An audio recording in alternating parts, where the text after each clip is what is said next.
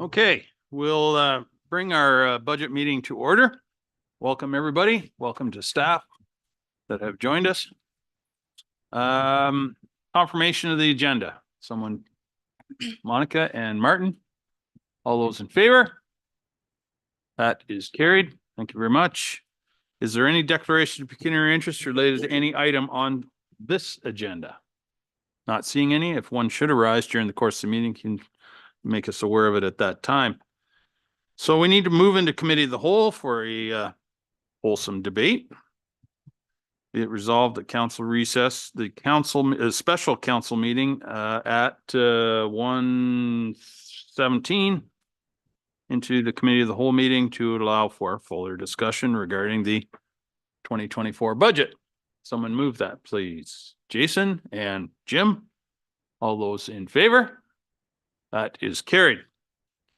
So we need a chair, apparently. Should I be doing this? I imagine the clerk should have done this. No? Okay, we need a chair. So someone would like to appoint a chair for this portion of the meeting. Monica. I'll appoint Mayor Millen. Okay, any other suggestions? Anybody else that's just killing themselves wanting to do the job? Nope. Okay. I'll second it. Thank you. All those in favor? That is carried. Yours truly is it.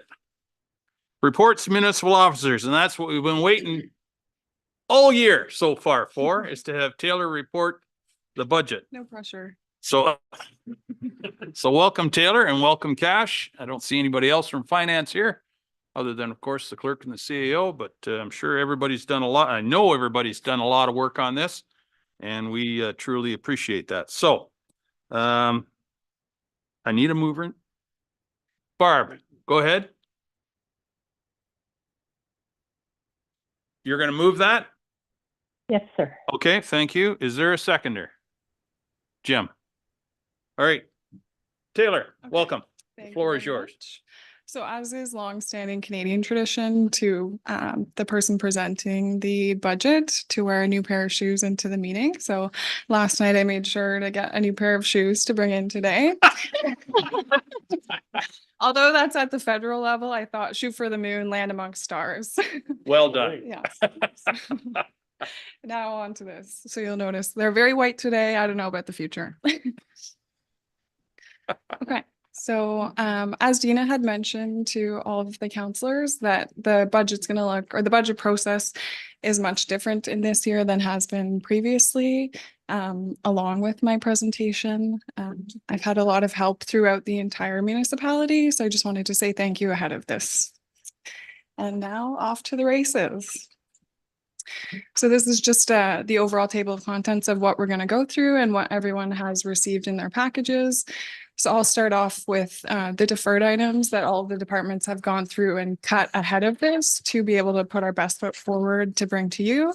And then I'll go into the individual departments, and we'll have like questions after each slide. Should anybody have a question for the specific individuals in that department, or for Dina or myself or Akash. And then we'll look at the capital budget and then the overall impact to the taxpayer, general reserves, our debt summary as of today, and then any further considerations that might adjust the tax rate further. Okay, so budget timeline today, the first round being presented, second round anticipated as of the 21st of February, third round in public meeting March 6th, and then final budget adoption March 20th. Okay, so there are a few things that are inherent and ongoing throughout the budget. So I thought I would just get them out of the way so that there's not questions, as they kind of impact a lot of departments and not just one specifically. So insurance has increased overall for the municipality since 2023 for at 15%. I did talk to other treasurers, and this is common across from what I can see in Ontario, and we're kind of lucky at the 15% mark. And then we weren't provided with a detailed breakdown as to how this affected each individual department, as we would normally have an amount to put to recreation, to the buildings themselves, to the vehicles. So all of the amount of insurance is being budgeted under finance. So that causes variance in finance, and then all the other departments that would normally have those costs allocated to them. So that's just a note that insurance is going to be an issue going on throughout this presentation and throughout the budget. And then through the 2022 audit, it was highlighted that there was a significant amount of unused and unneeded GL accounts. So we've gone through a major overhaul of the system to amalgamate accounts. So you'll see that there are variances if you're looking line by line, but overall they do kind of net each other out. So we are in a transition period that will continue to go on for the next year, maybe even beyond that, until we get to a point that we're comfortable with the state of the GL. And then beyond that, the HR and IT has been consolidated under admin, and then emergency management has been consolidated under fire. And then I'm going to pass it to Kayla and Dina to speak to the compensation and benefits. Thank you. For the compensation and benefits, we thought it was important to note that there are some things that are overall changes that are affecting each department's budget under their wage and benefit line. So the first two are things that were already approved through council, which are the merit increases and the COLA. The $360,000 that is marked as the 2023 market check. As you recall, the 2023 market check, the impact was $360,000, but $180,000 of that was funded through reserves in 2023. So the other 180 is an impact to the 2024 budget. What also happened was that was one line item on the budget under HR. So you'll see impacts for each department of this $360,000, but it's just the reallocation being taken out of the HR budget and being put into the individual department budgets. On top of that, when we were completing our organizational and compensation review, we didn't have all the data when we were coming up with the budget initially, so we made some assumptions based on what we had. So that was an impact of $405,000. And then dental benefits is something that we have been talking about adding, changing so that we're not covering the dental benefits in-house, and we'll be covering it through our third-party provider. And that's also included in each department under the benefit line. Oh, sorry. And the elimination of the post-retirement benefit, which is something that was previously approved through council that we're no longer contributing to. Okay, thank you, Kayla. So moving on, so as I stated, there are some items that departments have gone through and deferred. Oh, sorry. Barb, you have your hand up? Thank you. I just wondered through you, Mayor, are we wanting questions as we go? Are we going to hold them till the end? And I guess what would be the preference? Holding them till the end, then.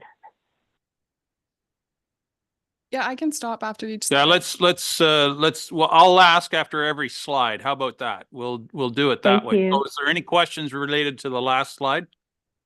Yes, one. Okay, go ahead, Barb. And I see Monica. I think Kayla did touch on it, but I wanted to just reiterate that the elimination of post-retirement benefit isn't the elimination of the benefit, it's the elimination of the contribution to reserves to cover the cost of the retirement benefit. Kayla? Thank you. It's a change to the retirement benefit that was approved. So yes, it is the 17,000 is the elimination of the contribution. However, the retirement benefit has changed as well. Thank you. Monica? Thank you. Just through you, Chair, to the HR manager. Just a quick question about the benefits, like group and health benefits. Has there in the past ever been a consideration for those to be extended possibly to council? And if there was, do we have an idea how much that would be? And I know that sometimes if people already have benefits, would they, be included or they would be excluded and things like that. I just thought to ask. Gail? Thank you. I believe there's been discussion through council before. I don't think there's ever been a decision. I have talked to our third-party provider just to confirm that it is possible, and it is. It would be available to counselors that aren't already listed as an employee under another provider, so you can't already have your own benefits. And the total cost per member would be about $5,000 a year. Per eligible counselor. Yes. Okay. Yes. So just through you, Mayor, just to follow up, if that was something to look for in terms of a report and all of that, would that be something to like ask now or something later? And again, just to point out that, thank you for that figure, the 5,000, but that means again, only those who have access to it, meaning they don't already have. And I just want to kind of speak to it because I know the demographics of the council is changing over time, and that there are people with younger families and things like that. So I just thought that with the times we're in, like myself, I have a job and a lot of people who are in contract positions, they are not eligible for benefits for whatever reason. And so I thought it might be something just to take a look at. And we're in budget time, so didn't think it'd be too much of a rework. So I was just wondering what would be the next step if that would be a consideration by council, just to take a look at maybe what that would look like. You think we would need a motion to that effect, or would it, could, staff just bring that report? Staff could bring that report with the next round of, Oh, yeah. We don't Budget. need it today, of course. yeah, at the next round, we absolutely could bring some sort of report. I'm not sure if Kayla would need information from council members as to who would be eligible, but we might need that information. Okay. All right, good. Thank you. Thank you. Any other Mayor questions? Milne? Go ahead, and then Jason. Just to add on to that, I'm all in favor of getting the information. I'm just wondering, because that changes council's compensation package, and there is I don't know if it's a policy or a practice that the outgoing council revisits and through market check or at the outgoing council usually changes the compensation for the incoming council. I just would want to understand that when it comes back, whether or not that's something that this council can consider midterm. I think that could be included in the report. Yep. Thank you. Who was that? Jason was next, and then Monica. I'm not sure who it's to, but the overall 15% increase insurance in dollars, what would that be? I think I seen it somewhere, or do you have a rough idea? I thought it was, the final bill I think is 360,000. So whatever the math is back from that, sorry. I guess I'm not, I know you guys have been really busy. It's kind of, to me, disheartening that we didn't get a detailed breakdown in time. I wish we could put some pressure on them. Like, it'd be nice to know what, is it accidents or what is it? Like that's a fair chunk of money. And I don't know if we can get that before the next meeting or like put some, We We can, can- we're giving them that kind of money. What did we give them last year? 30% or something? So Yeah, it was a significant I mean, increase last year. I'd like to see where it's going and on that one anyway. And I'm sure Tony can give us those numbers yeah, I'm sure you can too. in time. Yeah. Yeah.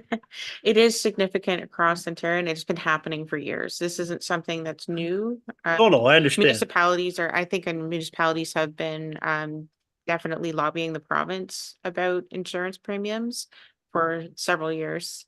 Yeah, no, I'm They more continue, but I'd more like to absolutely see the we can- breakdown on our end. we can What look at is that. causing the insurance? I understand it's always going up. But Yeah. Yeah. Which is in every thing. I guess I'll go down to the other one, compensation and benefits. I might as well get everybody revved up right off the start here. I look at that and it's, you know, I don't begrudge anybody making a good wage if they're doing a good job, which is are. But, you know, my rough math, there's $900,000 there in, and I know some of it's allocated here and that, but it's still that much money. It just seems like a phenomenal number to me. Like I said, I'm not, you know, everybody's doing a good job, but the way things are now, it's just a big number to me. So that's just a comment for future further into the budget. So. Okay, fair enough. Monica, Yes, just through you, Chair, just two quick comments. One to the point of Councillor Rice regarding the insurance. I think it would be beneficial just to know like the breakdown. I know, again, with it increasing, but also if there was another factor involved, if it's a liability concern or premiums going up due to premiums going up everywhere. So that would be great to have. And then just to step back just to the about the benefits and incoming, outgoing councillors, you know, having that applied. It's my understanding that Hanover, for example, in December, they had a pass for a compensation increase and group benefits adopted. And that's taking effect, I think, this year. So I think that is something that could still be applicable during our current term. But again, that would probably be the report that you all will do in your great way that you do. So thanks so much. Just wanted to add that. thank you, Monica. Okay, moving on. Taylor, Good to go? please. Okay, so then, as I stated earlier, department heads have worked diligently to either defer or move out of the budget entirely items to bring the best rate that we could to this meeting. So one of the items being the orthodontics not included in the current budget for the dental plan. Jim has provided the most significant amount of cuts. I just wanted to make a note that on the microsurfacing project, it's road 22 to 14, not 24. That was just a typo on my part that I'll fix for round 2. So he's taken out the 400,000 for the additional tandem plow, a few more roads projects, and then no major bridge or culvert replacements. Clerks have taken out $6,000 in training and conferences. And then recreation has taken out the capital purchase of a tractor, which 24,000 of that would have hit taxation. Finance, I reduced training for staff, and then the fire department reduced or deferred wages related to public education, new recruit incident, and truck check wages. Okay, any questions on that slide? Jason? The micro resurfacing, what was the road again? Side Road 15, and then like it didn't make sense before. What was it? So it should be side road 15, road 22 to 14, or Jim can confirm. Jim? Yeah, so it is newer pavement, but that's where microsurfacing does its best job. And we're starting to notice the cracking starting to happen, so that seals it so the water can't get in. So that was when we were trying to get back into the preventive maintenance programs. But the reason we took microsurfacing out was to keep double surface treatment in some other road sections that definitely need some help right now. Then we need it all, but we can only get so much. So. Okay, thank you, Jim. Oh, go ahead, Jason. Yeah, no, I guess I harp on it all the time, but the biggest complaint I hear from people is the roads. So you know, if we're gonna give the residents a big hit, you know, I'd like these deferred items, I'd like to see that microservicing done in that road 22. Like I was across it yesterday 3 times. I know we're not supposed to say this, but it's bad, and there's other bad ones too. I would like to see a lot of money poured into some roads this year. We keep saying, you know, we got to do that, and I know we are. I'm not saying we're not, but I don't know if there's any way we can leave some of them in there. If it does cost a bit more, but we have to keep up on these roads and get at them, because some of them are not good. Just a comment. Well, Yeah. certainly that is a list of items there that if council, once we get to the end of the Yeah. budget and we want to make some changes, That's here's what a I'm just list of things that putting it out. potentially could be changed. Absolutely. Martin? Yeah, I kind of agree with Jason here, that that's the first thing I really made some notes on. Like the whole province is what, 35 billion infrastructure debt? And if we continue doing this, Jim, we're gonna even be worse behind next year, the next year. Is there any way reserves can pay for this? So, For these, like reserves, we don't have to touch the tax? yeah, And would it come Absolutely. from capital, I would imagine? Absolutely. You'll see later on in the presentation, there's an opportunity to use land sales rather than putting them into reserves to fund some of these projects, And, which would not impact the tax rate. okay, and I'm, even with the reserves we have now, could they be used to fulfill these obligations to the road? Yeah, it's really neither here nor there, whether we use the monies that we're going to contribute to reserves and use them to fund these projects, or whether we pull from reserves, it's the same effect. I'm sorry. yes, no, that's okay. Yeah, I was just gonna mention that for all of the dollar values you see on this slide, we have the tax rate impact for bringing them back in versus, or using reserves or any other funding options we could seek if we wanted them all back in. Jim, did you want to chime in there or no? Sorry, I thought I saw your hand up. Well, yeah, these are tough choices. We had to pick and choose some. I definitely agree with Jason's comment about Road 22. We're gonna have to wait till after spring Berry Cup to see, it's maybe we'll have to turn back to gravel to manage it for now. So, but currently, right now, we're in a state of that freeze thaw, and we can't keep coal patch in they're popping out all the time, and there's some tough roads for sure. Yep. Jim, Yeah, Jim, just the micro surface, is that the sand oil mix there they put down on top just like to seal coat it basically? Yeah, it's an emulsion. We did it 5 or 6 years ago, probably. Some of our best results were out on like roads 14 and 12. It's still standing up a little bit. We did some a few years later, up around the old railroad and that. It's wearing off a lot more. The county's done it. You can see it on County Road 14. Some sections of it are decent, some of it's peeling right off. So, but that's the idea of it, is to seal the road again so that the water can't penetrate back in.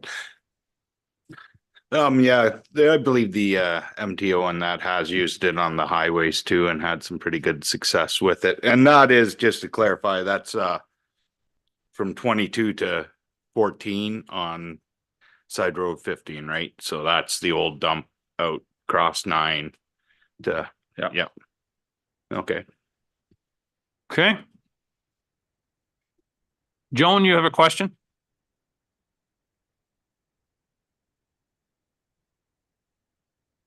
You're muted, Joan. Thank you, Mr. Chair. Thank There you go.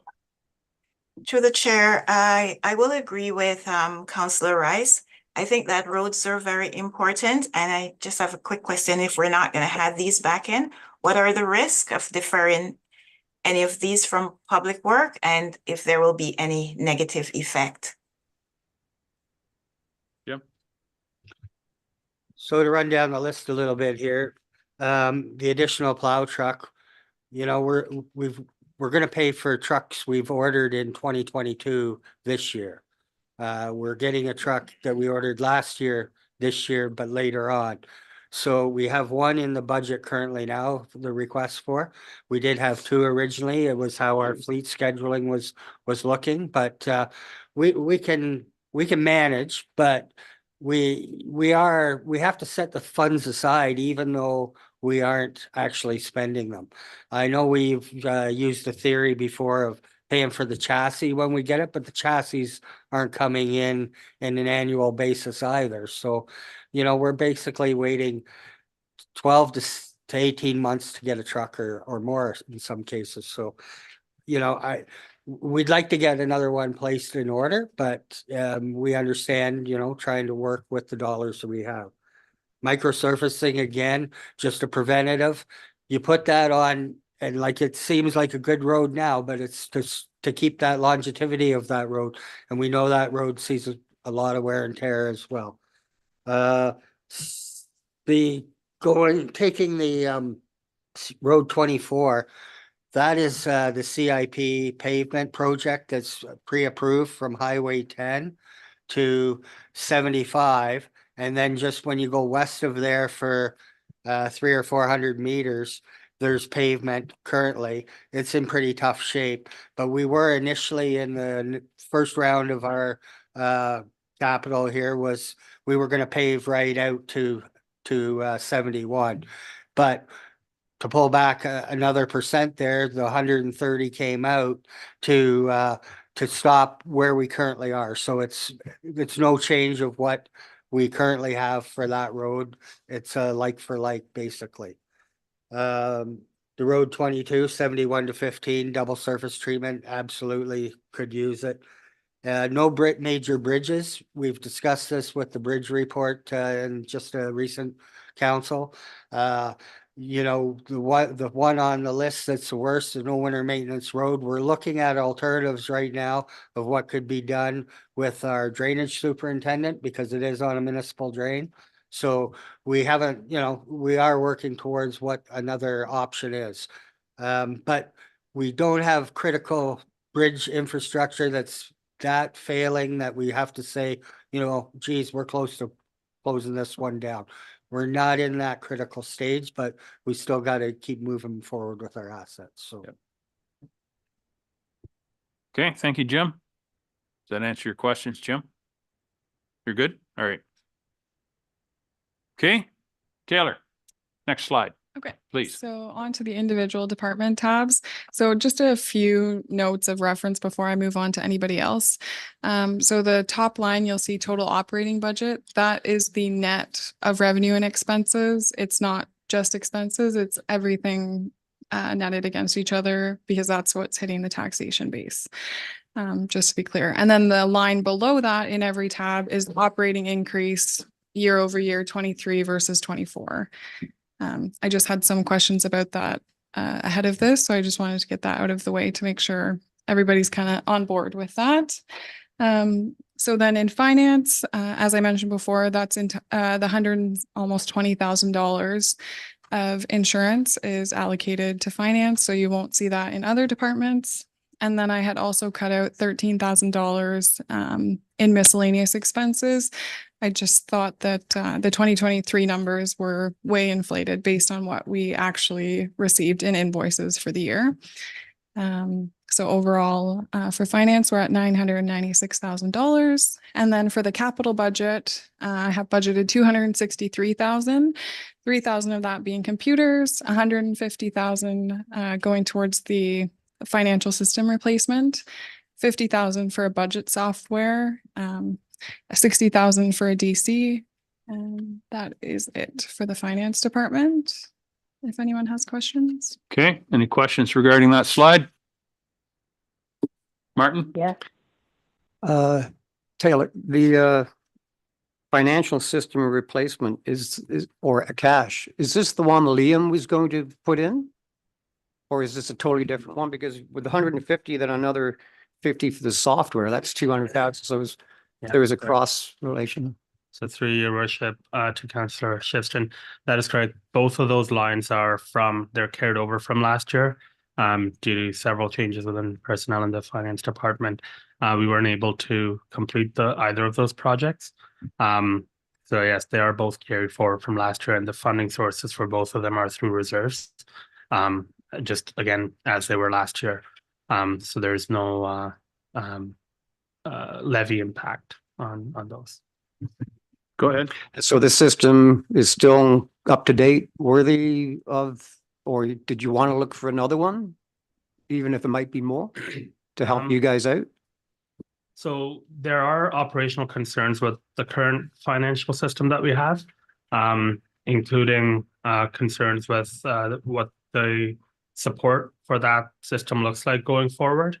The parent company for our financial system has been encouraging all users of Keystone and Vadim to migrate towards their flagship product.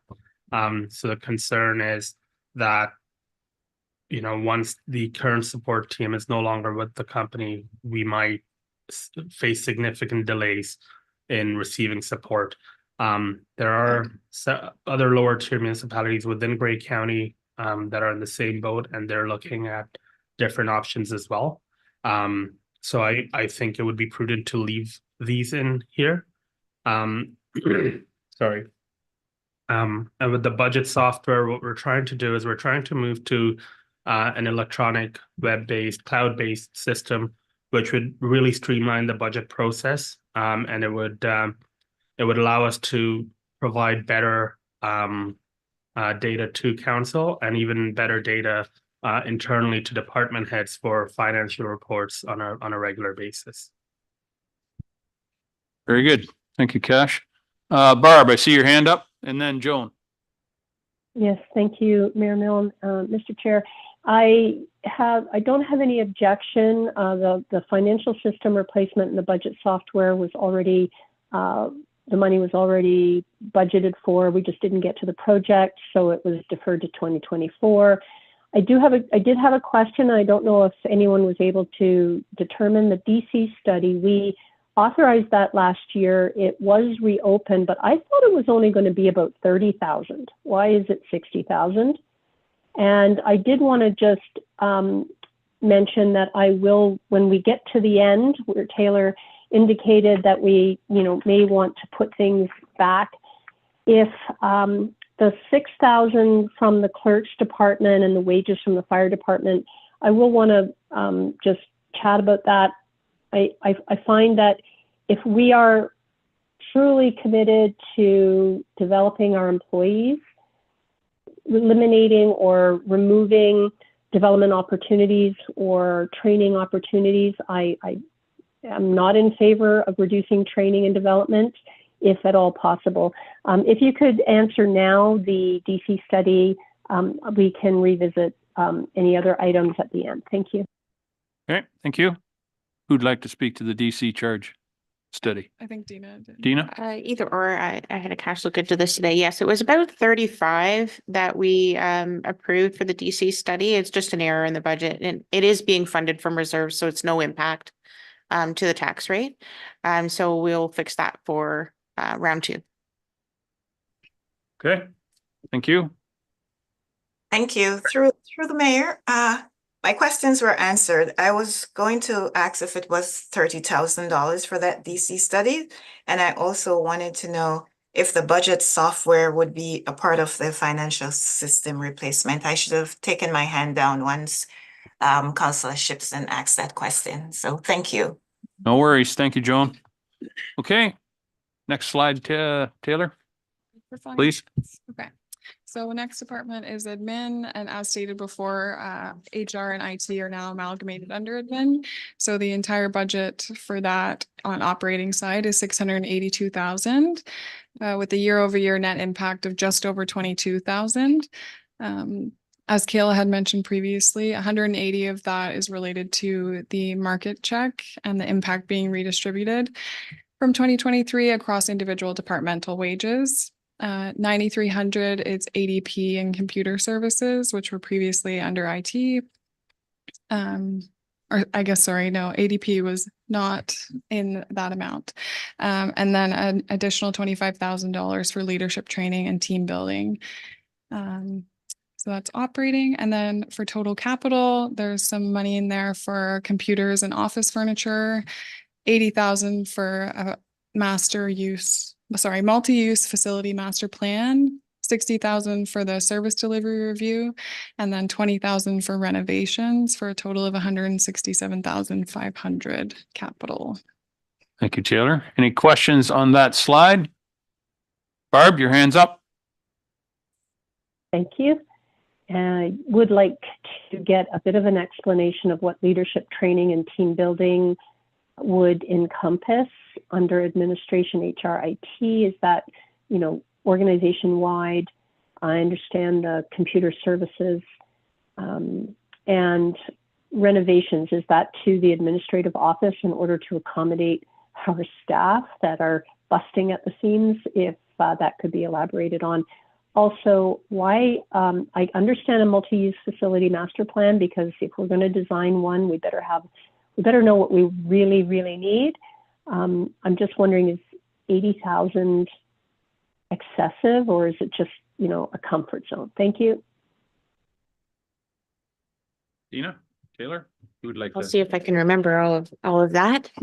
You correct me, Deputy Mayor, if I miss anything. The multi-use facility master plan, I had some assistance from our CBO who reached out to a number of companies to give us, you know, what ballpark we might be looking at, and that's the result of that. It is extensive work when we put that together. So that is all, I think, being funded by reserves. The service delivery review was also funded from reserves. This was as a result of a report that I did earlier on in 2023, encompassing the organizational review and then followed up by a service delivery review. Renovations is either renovations or rental. We haven't decided, depending on some results of the budget and additional staff and where our staffing are. We're looking to either create some space within the municipal building or perhaps rent a trailer, an exterior office space. So we're looking for that, but that is just a ballpark figure, and we'll have to get more detail on that later. The leadership team training, there's going to be some focus with that, that fund specifically for the leadership team, and then filter down to any other supervisors and managers. We haven't determined what training is best yet, but we're just earmarking an amount of money that we need to earmark towards our leadership team, and specifically in leadership type training. Yeah, so have I answered everything, Deputy Mayor? I hope. Okay, thank you, Barb. Indeed, thank you. Did I have somebody else's hand? Jason? I guess it's for Dina, maybe going back to the multi-use facility master plan, like, I guess I'm not sure what does that encompass? Like, what is? Yeah, so that encompasses taking the piece of property and phasing in all of the potential buildings that we would be building onto that property, doing some renderings and consultation with the team. I'm not sure if Bev can add more to that, but that's what I think it is. Bev? Yes, through the mayor, I reached out to 3 different architectural firms. One that had previously done some work for a nearby community, maybe not right next door, but nearby, and told them we were interested. I actually passed that presentation on to all of them and said we were interested in something like this. So they were to come up with probably minimum 2 designs and many discussions with staff and public, and try to come up with what were our future needs, how big a building were we going to require, and come up with a design that could be built on in the future, within our limitations of our property that we may or may not own in the future. So there's lots of if, ands, or buts in there, but this would be a ballpark figure. It's not the lowest and it's not the highest. So basically, it's just the architect drawings, basically, like when it comes right down to it. Yes. Cause I know a couple Mennonites we- probably do it for $5,000. Just saying, that's crazy to me. I know if that's what it is, but. Should you wish, we could circulate the document that we have is a public document that we've looked at. That's something from a similar municipality. We can certainly circulate that to council, which would give you an idea of what the product we would return back, we would get back from an engineering firm, and that might help you understand more. Okay, I think we've gone far enough on that one. Mr. Barb, Chair? you have your hand up, go ahead. I just wanted to follow up. It's, this isn't just designing a building. This was This is a plan that would encompass potentially multiple buildings over multiple years, and how that would all, like a design plan that would fit within that property that, as you said, we may or may not currently own. It's not necessarily the actual structure. So it's not just an architect designing a municipal building. It could be, what are our needs in the immediate interim, like the now, and the future? Is that correct? I think that would be a fair assessment. That's correct. Thank you. All right. Next slide. Perfect. Okay, so planning and economic development. Sure, that one. So total operating budget for planning is 165,000 with a year-over-year net impact of just shy of 79,000. 120,000 of that is consulting services in place of the planner. And then a reduction of $150,000 zoning bylaw review that was budgeted in 2023, and we've had no expense related to that. So that's where that variance is coming from. And then increased planning application fees to help offset the increases there. And then, so I don't know if we want to. Okay, might as well finish this slide. And Okay.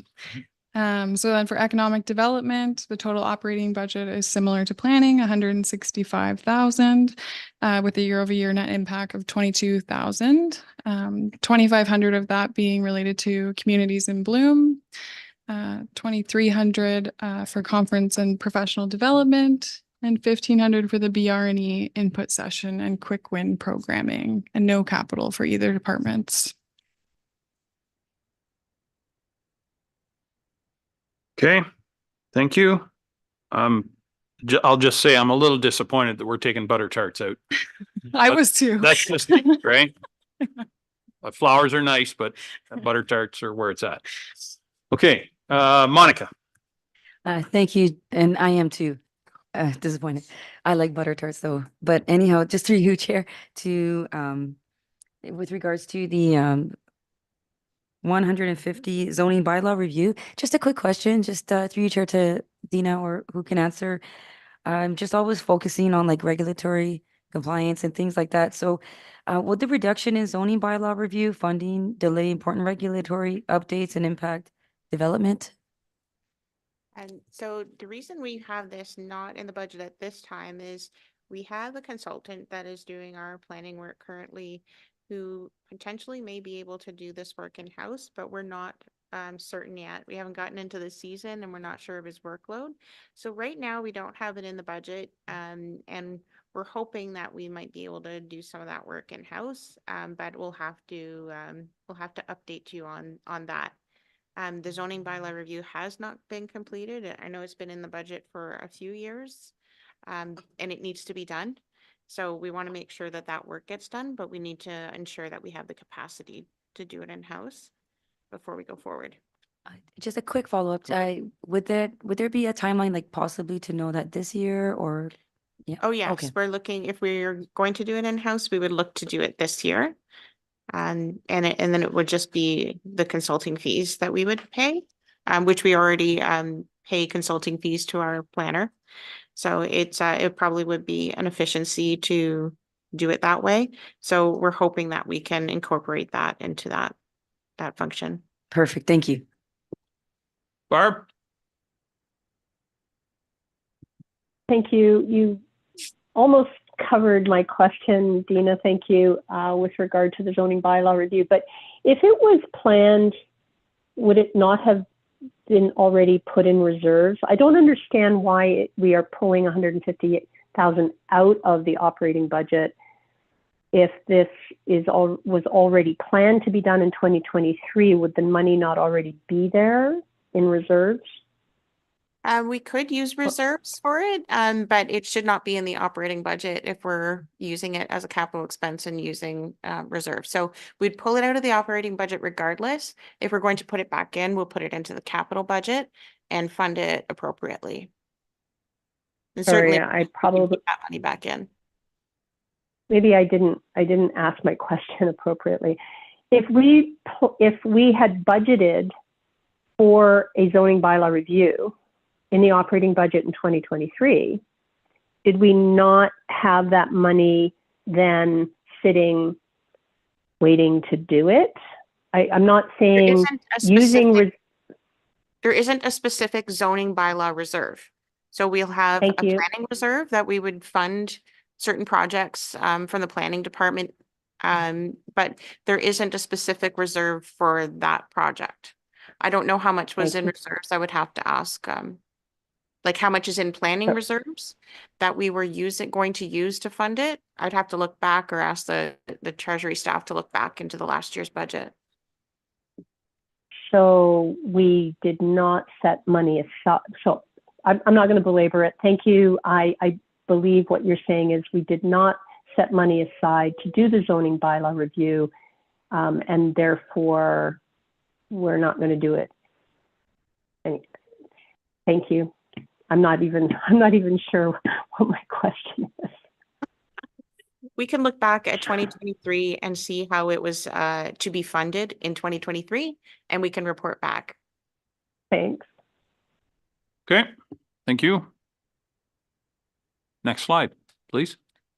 Sorry, I'm in my own world right now. This is all over, right? Okay, so moving on to clerks and council. So for clerks, the total operating budget is 304,000 with a year-over-year impact of 41,500. 10,000 of that being a contribution to reserves towards the 2026 website, 5,000 related to Voyant Alert, and then an increase in overall revenue related to the vacancy registrations of 7,500. No capital budgeted.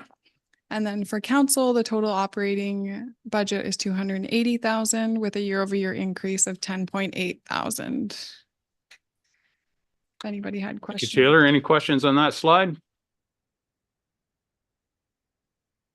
Through you, Chair. Sorry, Barb, go ahead. Yep. Yeah, just thought it was easier to. Could you elaborate on the $10,869 increase in the council and committee budget? Dina, what does it represent? To elaborate.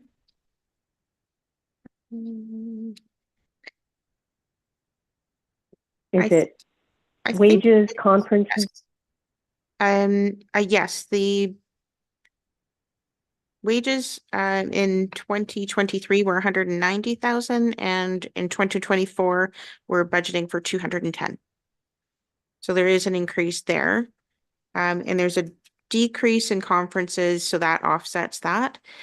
So it's a number of factors, but there is definitely an increase in wages and benefits and computer services, and a reduction in conference expenses, as well as mayor's expenses reduced.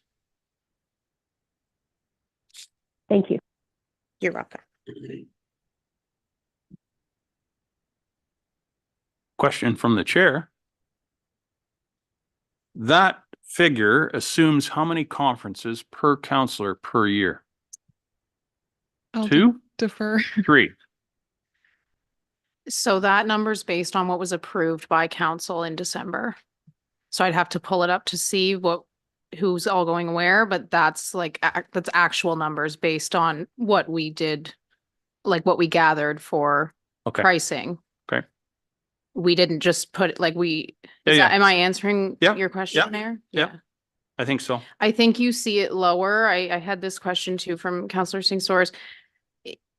The like OCA, for instance, that goes under planning, OPSB goes under police services. Like the budget came in around 25,000 that was what was approved for all conferences. It's only, I think, at 18,000 on that line, just because it's just allocated in separate spots. Okay, thank you. Jason. So it went from 190 to 280, is that with what we voted on in December there?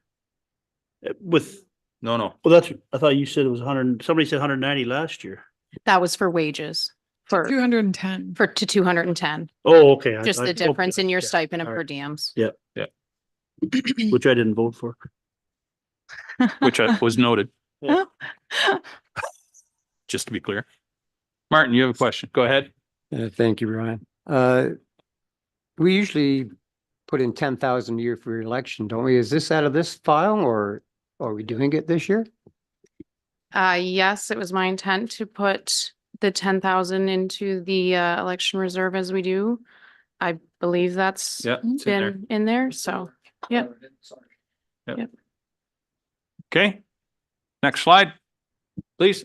Okay, so for building, it's a zero impact for the total operating budget, given that it's funded entirely through fees, with a year-over-year impact of 88,000. 25,000 is a reduction in legal fees, 5,000 miscellaneous reductions from a few different line items, 4,300 increase to expense related to computer services, and a $10,000 increase to contract fees. And then his total budget is 66,500. The bulk of that being the replacement of the HEV car, and then 16,500 relating to computer related items for capital. Any questions on that particular slide? As was noted or is noted that all those expenses are paid out of what revenue the building department raises. Okay, next slide, please. Okay, and then still with Bev, we've got bylaw and K9. Total operating budget for bylaws, 205,000 with a year-over-year increase of just shy of 47,000. And then the other main differences are an increase of contracted services for 2,500 and 1,000 for materials for vehicles. Zero relating to capital. K9 total operating budget of 7,500, and the major impacts are an increase to the K9 services contract that is currently out of date, and we're looking to do an RFP on that. Revenues have been reduced related to K9, a reduction in materials and supplies, and then reduction of wages and benefits that's related to the contract service as well. So those offset each other, and then $0 for capital as well. Any questions on that slide? I note the 9,300 reduction in revenues. Must have been a lot of dogs die in Southgate last year. Has there been any consideration given to doing the door-to-door dog tag sell again? Because there seems to be a lot of dogs in the countryside. Bev? Through the mayor to the mayor, I would agree 100%. There seems to be a lot more four-legged creatures roaming the roads in the township than we have in fees coming in. So yes, there is large consideration of doing at least a door-to-door flyer drop. Whether we spend the actual time trying to collect money from each individual, that will be decided on our response from the flyers. And the RFP is going out, which I'm hoping to have section of it that the K9 officer would be responsible for some of that legwork as well. Very good. Thank you. Any other? Oh, Jason, go ahead. Just wondered if you had, you maybe don't have the number, Bev, but since we've had a full-time bylaw officer, what kind of revenues do we bring in from that? I think I've asked you that before, but like just, you don't have to be exact, maybe within $100 or something. Or more. Through the mayor to Councillor Rice. If I had a Mennonite close by, I might be able to answer that. Unfortunately, revenue from bylaw is not substantial. It is more of a cost to the taxpayer. There are plans. I've been looking at various bylaws around some of the larger municipalities that do place in administration fees, etc. And we're looking at that. That would be further discussion for council when I bring that forward, I think at that time, rather than getting into it today. So unfortunately, the full-time bylaw officer, I hate to say it, but they're not bringing in what they're worth. Which I mean is we are not gaining enough income to pay for the officer, but it's a valuable service that we must provide in the community. Jason? Okay. If I Okay. may, or. Sure, yeah, absolutely. Go Some of ahead. the revenue drop is part of the way we do administration that we have changed this year. So the way we, invoice for dog tags is we would invoice for them, send the dog tags out, mail them out to everybody, and potentially not collect that revenue because they already have the tag, we're not getting the revenue. So what Taylor did and Bev did was look at what actual revenues in dog tags we're bringing out, not assuming that we're going to get dog tags from everybody. And that's a major reduction because we are overstating what the revenues actually are for a number of years. So what we're putting in here is a reality of what dog tags should be for this year. And residents have to pay for their dog tag before they receive it. That's a major change in how we do administrative business, and that affects the revenues that we're going to get in. So it's not just the mayor you're picking on that you didn't send his No. tags to. No. All right. Any other questions on that slide? Next slide, Taylor, please. Okay, on to fire and emergency management. Total operating budget is 916,000.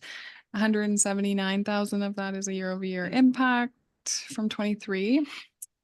As you can see, there are many items impacting that.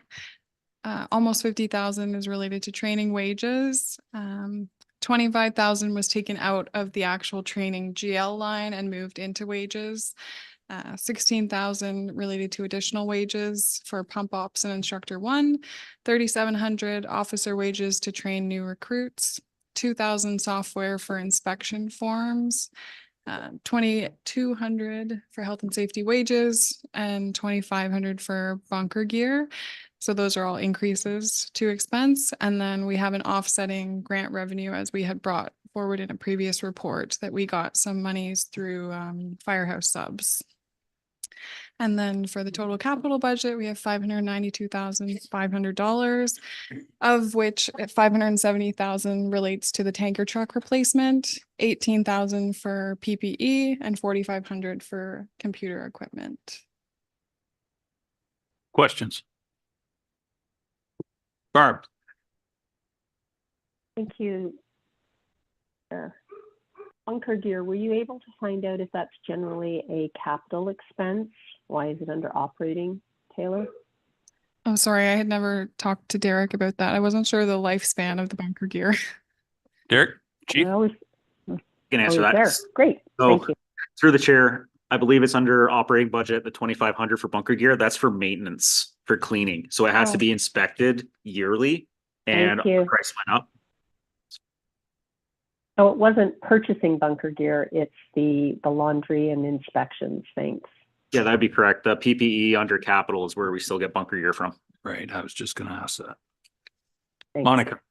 Thank you. Just through you, Chair, to the chief. Just with regards to like when I taking a look at the training and wages, I have my notes here, so I'm trying to put it into sentences, but it's really great to see the investments in training and safety. So it does highlight the commitment to preparedness and personal development, and also the grant revenue that you have used for the equipment that shows effectiveness for external funding utilization. Just with the question about the 25,000 reallocated from training lines into wages, was that taking away from the 49.7? Or is that something? Yeah, and that's what I was understanding. And if so, just wanted to make sure that that was okay with, your department is so key. I don't have to tell you that. And so just taking away from the training, I know you had new recruits recently, which was fantastic to see in the Dundalk Herald. So just wanted to know if that training, having that reduced is something that we'd want to go with. So through the chair, I think the 25,000 reallocated from training is if you go into our actual line by line, we used to have training, we used to pay wages out of there. So now it's only at $10,000 basically to cover the cost of registration to RTCs, because when Gravenhurst closed, it used to be $65 per course. Now some RTCs registration alone is $350. So that's just, it's a change of GL, which is really affecting that. Okay, Thank you, thanks. Chief. Any other questions on that particular slide? Not seeing any. Taylor? Okay, and then library. So total operating budget for the year is 480,000, year over year net impact of just under 74,000. The major line item outside of the previously stated items in the first tab is related to computer services, with a total capital budget of 32,500, mostly related to library collections for replacements and growth, computers and furniture. Thank you, Taylor. Any questions? Lacey, how long has the, I'll call it the new library, how long has it been open? 10 years, 12 years? I believe it was built in 2010. So we're going on 14 years. Yes. So some of that furniture is probably original furniture. So Right. it doesn't owe us anything. No, and hand-me-downs. And hand-me-downs. And Mr. Hand-Me-Down has quit business or? Just some donations that were made to us. No, that's fine. Any other questions? Martin? The 5,000 computers, that's for staff, right? That's not for the, is that for staff? That's for both staff Oh, and public. and the computers. patrons? Okay, Yeah. thank you. Okay, Would you recommend that? on to the next slide. Thank you, Lacey. Taylor? Okay, and now on to recreation and culture. So total operating budget for the year is 737,000, which relates to arena rental facilities and parks, year over year increase of $85,000. And then there's just some line items with increases to revenues. Those, just so it's clear, the brackets are increases for this specific one anyway of $10,000. Total capital budget is 97,000. None of this is hitting taxation, just as a aforementioned. 27,000 related to accessibility at both the pool and the McIntyre building. 30,000 for parkland development and amenities, 10,000 for trail development connections, 15,000 for the roof in Hopeville, and 15,000 for LED lighting for the ice surface. Okay, thank you. Any questions there? Jason? Just wondering, Kevin, on the roof in Hopeville, that's on the pavilion or the? Yeah, it's on the pavilion. It was shingled before. We're gonna switch it over to steel this year. It's in pretty rough shape. Is it, I mean, it's a nice little place. Is it hardly, like, we don't even use that building anymore, do we? You know where I'm going, but. No, there was zero revenue That's what I last year thought. until, so Yeah. that's, could be a decision going the other way if we so choose. Yeah. Then the lighting for the ice servers, are they just upgrading or is they getting in rough shape or? They don't make T8 bulbs in anywhere but China anymore. So the quality of the T8 bulbs are they don't last. So the amount we're spending in replacing bulbs and ballasts are going to basically offset the price of new LED lighting. So there will be a savings, but it's more just Yeah. product out of China versus Yeah. something new. There used to be some programs to change over to LED. I imagine those programs are all gone by now because we've been at the LED thing for a while.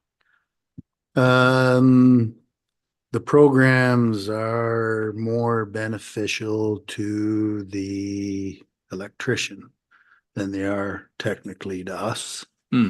So you either have to get that company to come in and do it. So it's gonna cost you as much to bring that company in for them to get the rebate than it will be for us to use our local electrician Right. and buy the unit ourselves. So the real savings is in the hydro. Yeah. They're Over ultimately by going to the LEDs. Very good. Monica, oh, sorry. Oh, go ahead. Monica, and then I'll come to Jason. Oh, sorry. Go ahead.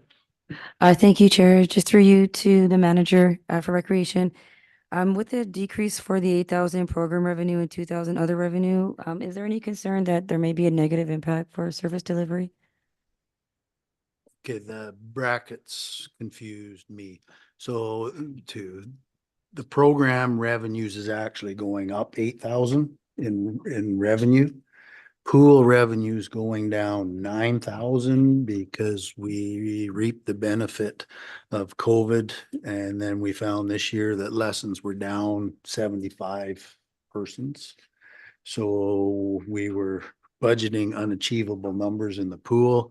So actually the 2,000 is the actual increase in the budget in revenues for program revenue. So we lost in the pool, we gained in programming. So there shouldn't be any brackets around the 8,000, I guess? And the 2,000 or 2,000 stays the same? Sorry. The 2,000s to the good. To the That's good. what we're raising our total Okay. revenue on programming. So yes, that's my fault. I That's okay. missed Oh, no, the that's all right. brackets No, no, whenever I reviewed the. No, that's perfect. Thank you. Jason.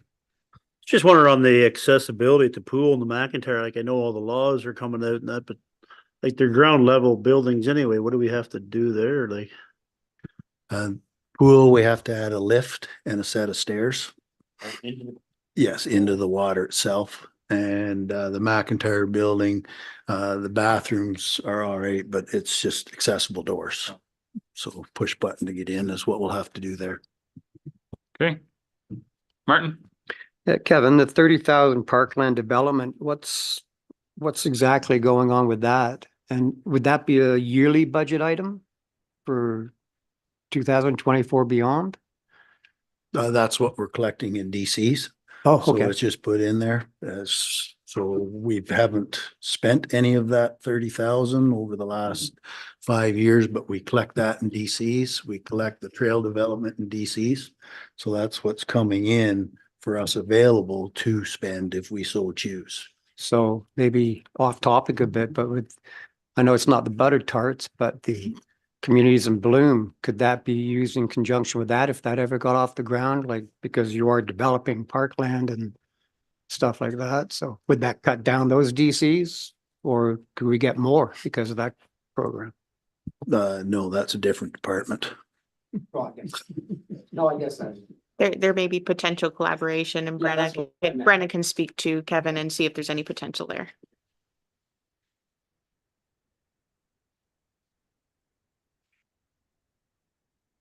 So moving right along, any other questions regarding recreation?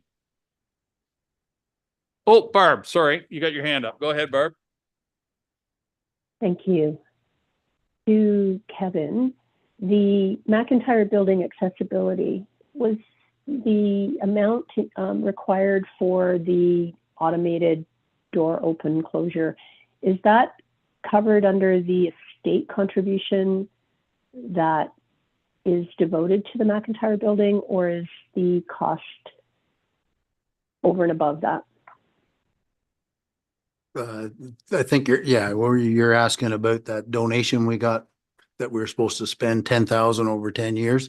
Yeah, we still, I think, have 30,000 of unused there. So we will be using reserve funds donated to us by the Pat Dale's family.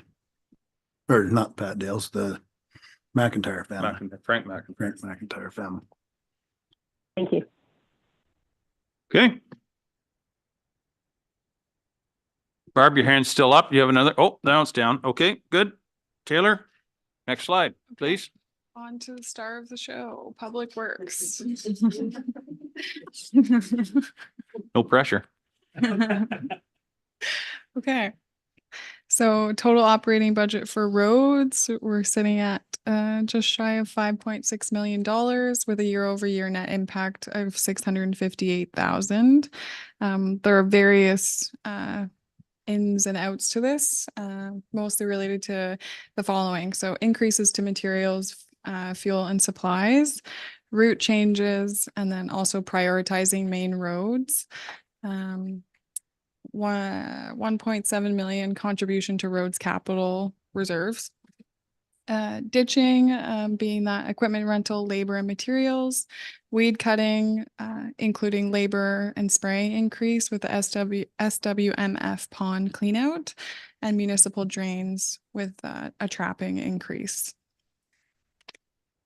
I don't know if we want to go, because so for these ones, we're just showing total operating budgets going forward and then capital at the end. So I don't know if we want to go department by department for questions or whatever is easier. Well, let's just stop there and see if there's any questions on the operating for roads. Are there any? Jim? Just a clarification. The second bullet for route changes and prioritizing main roads. One of the trucks that we're receiving here, hopefully in the near future, is an addition to the fleet. And with that, we are planning to shorten a few of the routes. There'll be paved roads that we'll be targeting. The more frequently traveled ones, 75, 73, 49 type series roads, 15. Trying to get on them earlier that, we know people are getting in and out from and being on top of them a little quicker. So in the fall, there will be a change to next year's seasonal routes and a route change with an addition to the fleet. It may include keeping one of the older trucks until we get that service level up of the new trucks coming in. So I just wanted to clarify that that's a change for the fall. It's not implemented right now. Very good. Thank you, Jim. Well, that's certainly another finally for me. We talked about the license today for the pit, but finally, because I've been advocating for a while that we need to deal with the main traveled roads first instead of just waiting when our guys get to them. We need to deal with those because everybody's, a lot more people are doing shift work, all that kind of thing. Travels on the roads are nonstop nowadays. Anyway, that's good. Any questions? Jason? Going back to the deferred items, I was looking, I guess it's an if we sell the two pit properties, could we keep those deferred items in there on the roads budget? Use them from reserves. And then if we sell those farms, put the portion or all back in, like, I don't know. I would like to see us do some more on the roads. So that's a question. I don't know who that's for, but. So in the presentation, one of the last slides is relating to that specifically. Yeah, so we'll get there. Good question though. Anyone else? Okay. Taylor? Up next, waste resources and diversion management. Total operating budget is 1.1 million. Year over year net impact is negative on this one, with most of that being related to the increase in bin revenue. We did a fee increase not that long ago, and then also an increase to tipping that we're seeing. Any questions on waste diversion operating? Okay, moving on. Public Works, water and wastewater. 0, 0. All fees. Okay. So year over year, net impact for water is 168,000. The majority of that being a transfer to reserves at 158,000, or sorry, 156. 15,000 reductions, miscellaneous reductions based on actuals in 2023, and then an increase to water meters at 32,000. There's any questions related to water? Barb? And then Monica. My apologies, it's not for the water. I was actually going to, so I'll leave it for this slide, but if I could ask my question after for the waste diversion. Thank you. Okay, Monica? Yes, thank you, Chair. Just a comment, just so I better understand, is that because of the significant transfers to reserves and adjustments based on the actuals, reflecting a self-sustaining model that's funded through fees rather than taxation when it comes to water. It's more like, I just want to make sure I understood it. Because of the transferings, it's basically a self-sustaining model That's funded through fees pretty much, right? Yeah, so then, rather than the taxation. Okay, Public Works is like a beast for me, so that was one of my notes I made, so thank you. You want to ask your question now, Barb, or later? Sure, thanks.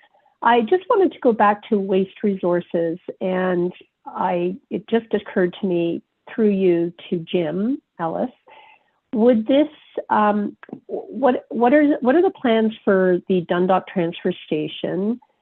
Are we needing any expansion, improvements, extended hours?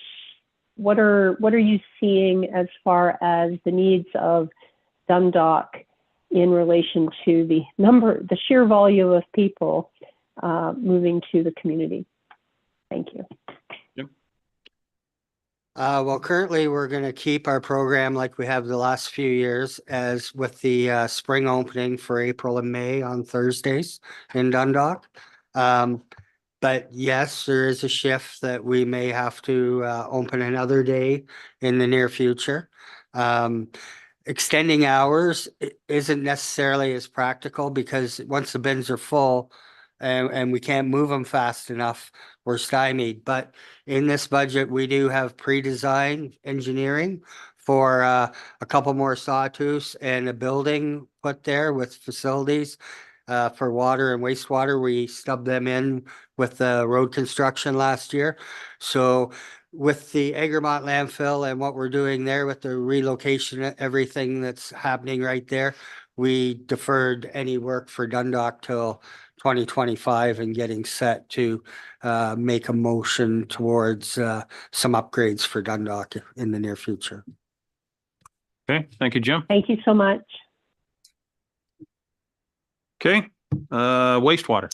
Okay. So year over year impact is up 146,000. Again, there was miscellaneous reductions here based on 2023 actuals of $10,000. And then increases for materials of 38,000, which mostly is related to Neptune and utilities for this department. Any questions on wastewater? Okay. Next slide. Cemetery and crossing guard. So total operating budget for the cemetery is 27,000, and 27,000 is the year over year net impact as well.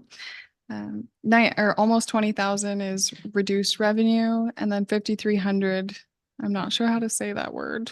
Columbarium. Okay, there we go. That one too. Services increase. Yeah. Any questions on that? I'm gonna model a little bit of the late Norm Jack and say, is that enough operating funds to keep that cemetery the way that it needs to be kept? Because I know I heard from a few people this past summer, and it did improve, but is it enough to keep that cemetery the way that maybe it needs to be kept? Because I note that there are some dead trees in there that haven't come down. There's some dead limbs. It's not a mess by any stretch of the imagination. The staff do a commendable job, but I think there's just a little bit of detail missing that needs a little more attention. Jim. Well, we did do a few tree removals in there this year. They were fairly substantial maple trees that came down. The stumps are still there, so the proof of the size of them right there. But I know we got to get them ground out. But you got to realize here with the cemetery, it's been a challenge the last few years with turnover of staff, and a new one again in the spring, and a bit of training curves. We have to double up until they get in place with interments. They were down. Well, I shouldn't say they were down. We had 7 last year, I believe, full burials, which isn't really that many. No.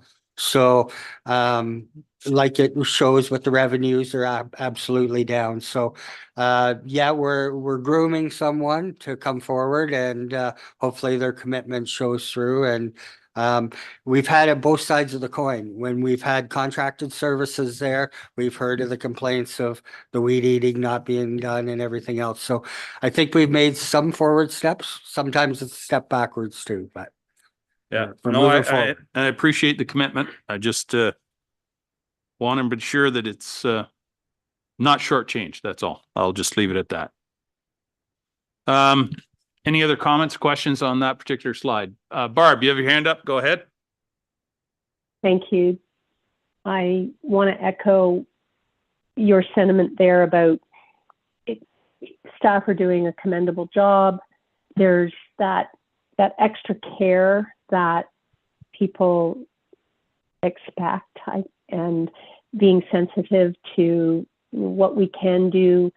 We have to deal with weather, we've got change in staff, but it's reassuring to know that staff also understand that and are working toward delivering on that expectation. So thank you very much. I too was concerned that this includes that maintenance, the grass cutting, or is that covered in another area? That's all one and the same? No, the caretakers, operating? after the grass, again this year, it's not contracted out. Thank you. Okay. Thank you. Taylor, any? So I think I'm just left with crossing guards at the total operating Oh, budget sorry. Yep. for 20,000 and the year-over-year net impact is 2,100. Any questions on that? Nope, not seeing any. Okay, on to the capital budget, The Public big- Works. The big, This is the star of the show. the big bear.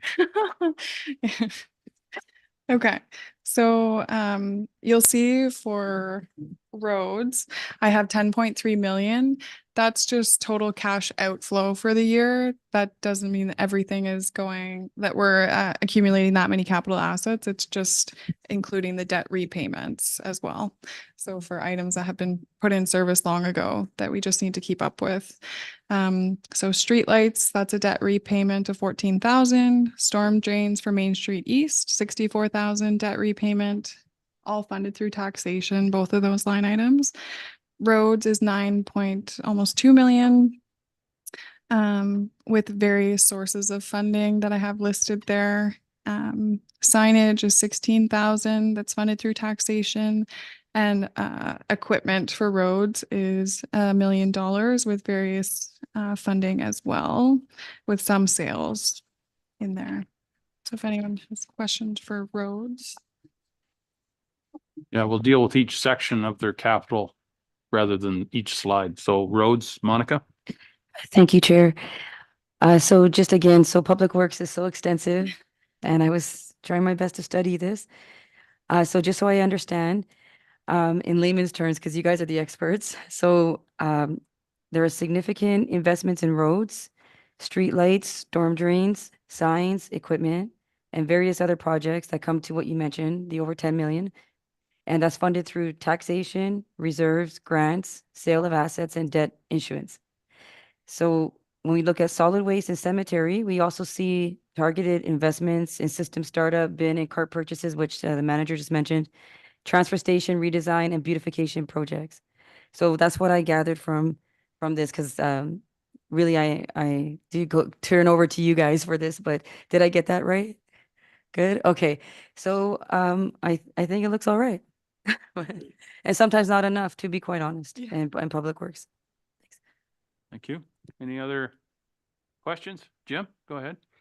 Just want to, it's not actually on this slide here, but in the 24 capital budget. We're getting equipment right now lately, and in Dundalk, we have new pieces of equipment sitting outside. We have no place to put them.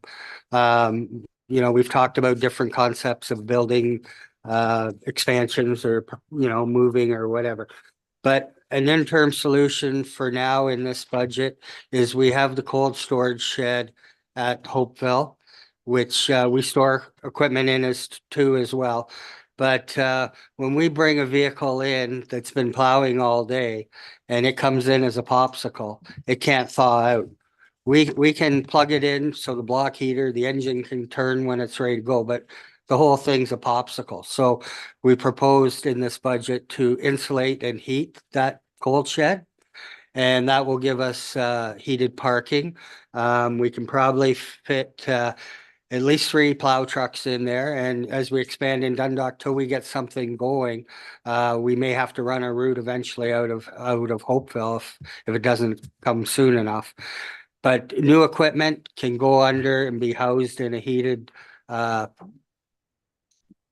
space and be ready to roll. And it's not building a new building, but it's something that we can utilize that we've got and make better use of. So I think that's an important piece in this 24 budget.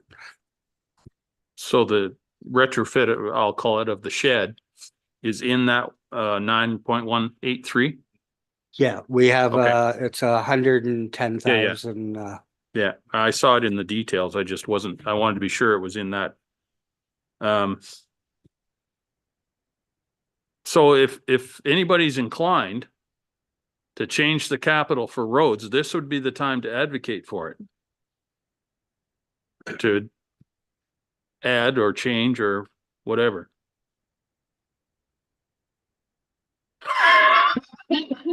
Instead of just, Well, no, I'd like to add, I shouldn't say add, but not defer those paving projects if there's any way we can bring it from reserves just to get some more roads fixed. So I don't know how you just wanna. well, what I was gonna suggest, and I'll look to the CAO, but I'm wondering if changes are suggested today to the draft, the next draft, the second draft in a week or 2 weeks or whenever it is, it would come back reflecting any changes we make today. And then we have another opportunity at that time to change back or make more changes, right? Am I correct in that, Madam CEO? That's correct, Your Worship, and I would suggest that you do a motion to add anything into Yeah. the budget. So if you would want to add any of those road projects, you would add them and also tell us what funding source you want to use. So if you want to add those 2 projects that we mentioned earlier, we can certainly put those in funded from reserves, and the treasurer can make those changes to the budget. And they'd be reflected in Yeah. what comes back in 2 weeks on the 21st, Absolutely. right? Yep. Okay. Having said all that, So, think about it for a minute or? well, if you got something to say, sure. No, I don't. Uh, I have other Well, speakers I who want to guess- jump in. I but guess go I ahead. would make, if we have to make a motion, to keep those projects in, I mean, I'm fine with leaving the one gravel. I'm just thinking, I think 22 and 15, we gotta keep on them, and it's not because, you know, Alistair, I'm just meaning, we gotta keep on them. There's other roads that need it too, so, and I propose that, like I said, I don't know if we can do it, but if those pits get sold, that money is used for that. But if in the meantime, do we use it out of reserves until that's sold, or like I would make that motion, or And then put the money that the sales in, it will work out just fine. It doesn't matter either way, it's the same impact. yeah. But just to get clarification on which items you're wanting to move a motion. That was add. exactly where I was going. Sorry. I think you were talking about the microsurfacing Yeah, I would, well, and like, Jim, that's gonna keep that road. You're thinking that needs it, but you're hoping to defer it, like you spent a lot of money on that road, so. Oh, sure. Yeah. For especially microsurface, that type of treatment, it's to hit it at the right time. And that's when you get the bang for the buck. And that's what we're seeing. Before we get into having to spray patch it and fill cracks with the rubber seal that pops out all the time, now's the time to microsurface. okay. And that's what I was, you know, it's 100,000, but if we keep it good, then it should stay good. And 22 was my big one. I know there's other ones. I'm glad to see there's part of 15 on there and some other ones out in the west end, a few of them. But I would make that motion to re-microsurface 15 and pave 22 from 71 to 15 Okay. out of reserves, but Ultimately, ultimately out of the sale of the. Yeah, Okay. and I guess I would maybe even add if it's from the sale of those pits, that also stays in reserve, what we didn't use for future road. If we let Well- we use it all, or can we do that? Yeah, oh, we can. Oh, Yes, absolutely. Definitely. Yeah, but I think that was They the were going intent too anyway, far. right? It was gonna stay in Public Works. Oh, Yes, absolutely. Yeah. Okay. I need a seconder because I have a motion on the floor. Martin? Could I add the tandem plow to that, Jason? Yeah, you should do whatever you want. I don't know, That'll make Well, the, let's, Pardon me, is everyone using their microphones? Because we're not quite hearing everything and I'm Right, in, I'm Mayor. in agreement with you, Jason, about microsurfacing and the road 22, the 390. But, you know, Jim's talking about how the trucks are ice pucks when they come back and with that 400,000 should be a placeholder value and order the truck for 2 years. Well, I say we put that in there too. well, I'm gonna take it as a separate motion, okay? Oh, So- it's separate? Oh, yeah, okay. So Yep, let's that's deal with, fine. let's Okay. deal with the two roads first, or the two road projects first. So I've got Jim and then Monica. Jim? Yeah, I was just wondering, what are the full road projects we have? I know 15, we were doing the Colden Place resurfacing, and that's from 10 to 8. Are we doing 10 to 12 this year? And why not? Cause that is probably our worst stretch of road. Like, I will speak of personal where I've almost been in accidents because of how rough that road is, and I'm at the point where someone's going to get killed on that stretch because of its condition. And I'd like to see it done. Jim? We can certainly look at it for sure if you wanna, it makes sense to do it right now.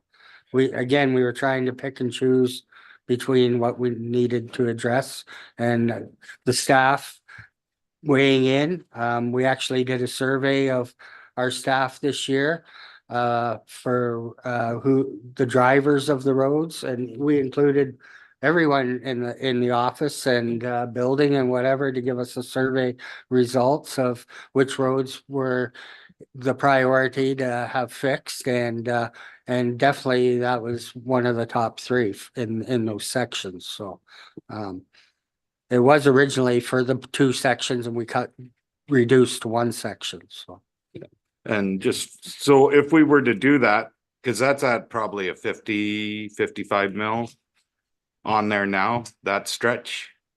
it's B50, yeah. So if we were to do it and put it up to the 90, we could use DC charges. Probably the same with going up to 8 on 15.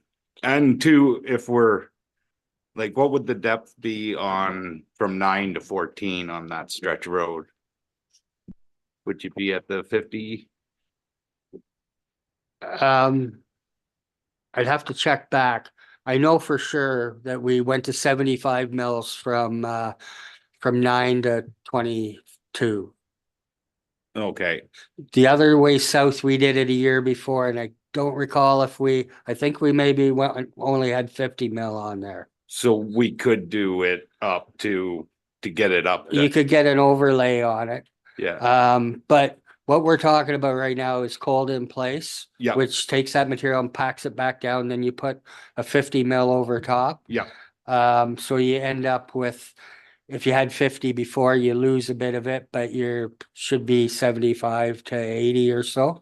So What we did on 75 though was total pavement Yeah. with 2 lifts. So you get a 40 and a 50 on it. So with that stretch on 10 to 12 with the cold in place, it's because I did that years ago for MSO construction, CLER. Now we did the cold in place recycling, and there's still roads that I did way back then that are holding up on highways. Is that a stretch that could be, or is there where you'd need to do some, digging up of soft material to rebuild a better base? It's a possibility. I'd have to check. I know John went around with one of the outfits to make sure that the candidates we were talking about were justifiable, or if they were too far gone that, they needed other work. Yeah. We'd have to just revisit for sure what the status of that section but I think we were talking cold in place. Okay. The, Right. the beauty thing with cold in place is that they come in and it takes away from our operations as well, right? That we don't have to spend time on. When we pulverize the road and then pave it, we put a lift of gravel on it. We're on it for 2 weeks with graders, pounding it away and packing it in and everything. Golden Place, we're not really involved too much. They're in, they're out. 73 so far has been a gem. So we're really liking the technology. That's the first application we've had in the township. So we're trying to build on using, you know, something that is efficient and also frees up our guys, right? We've got other things that we can be doing than grading the Well, road back and forth for 2 weeks. I would completely agree with the Colton Place. Like I say, there's roads I helped work on back in 98 that are still standing up, and that's a highway that's taking a lot of use. So Okay, I have Monica next. Okay, thank you, Chair. I just wanted to add that since I came in to the council, roads has been something I've learned so much about. I'm so thankful for the counselors we have that know so much information about it. And I'm not sure if there's a seconder already, but I would love to second the motion for Councillor Rice. And I was taking a look at those deferred items that were listed there. And I was concerned about that as well, that they were being deferred. So I'm not sure if that's the moment to second or if someone already has that, because I know there's another motion probably We coming already have after. a second. Oh, okay. So I just want to support it. And the motion Yes. is to include 390,000, 490,000 for those two projects that Jason spoke about. Right, now, So go ahead- go well, ahead. going back to Jim, I thought that 15 was already in the budget here, on this line, 1508 to 12, Colden Place. 8 to 12, it says. On the description, 1, 2, 3, 4, 5, 6. 8 rows down, 1508 to 12, Colden Place. Cause I would have had, like, I thought it was already in there. That's why I wanted to add the other ones as well. Maybe I'm not reading that right. Yeah, to be honest, I haven't looked at that one yet. Yeah. But Jim's gonna know rates shortly here. Cause it definitely was one that needed. Mm-hmm. Jim? In the report that went to council with finance 016, the pre-approved projects, roads Colden Place, 40 mil asphalt, which should be 50, side road 15 to 08 to 10 is what was approved in the report. But it says 12 on this one. Yeah, So that's why I thought it was. Yeah, there's a conflict here. We'll have to sort it out, but the report had 15, 08 to 10. Okay. So we'll have another opportunity in 2 weeks to, Jim can clarify. We can bring it back. Currently, right now, we have it in that other section in 25. But it makes total sense to do it together if we Well, have the funds to do it. Because 08 to 10 is it needs it, but it's not. The worst. Yeah, 10 to 12 needs it, so. Does the cost make sense, Jim? So the cost for 08 to, that's showing in the capital budget here, 1508 to 12 is 357 too? 357,000? Yeah, and I should have looked at that and I would have realized, but So we can look at that. Sorry, I just want to say to Jim, I think this is the one that you came to me the other day. And it looks like when I see the Excel that I've updated it in this one, but not updated the description for the council report.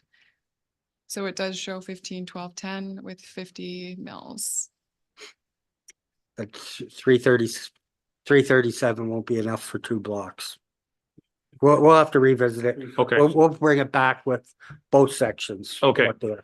Good. But I'm going by what was approved by this report. Yep. Okay, fair Which enough. was 475,000, so that's a little bit closer, but the description's out a little bit. Right. So Okay. we'll have to caucus. All right. We Okay, I know everybody's anxious to spend more money. Barb, you're next. Thank you. Through you, Chair Milne.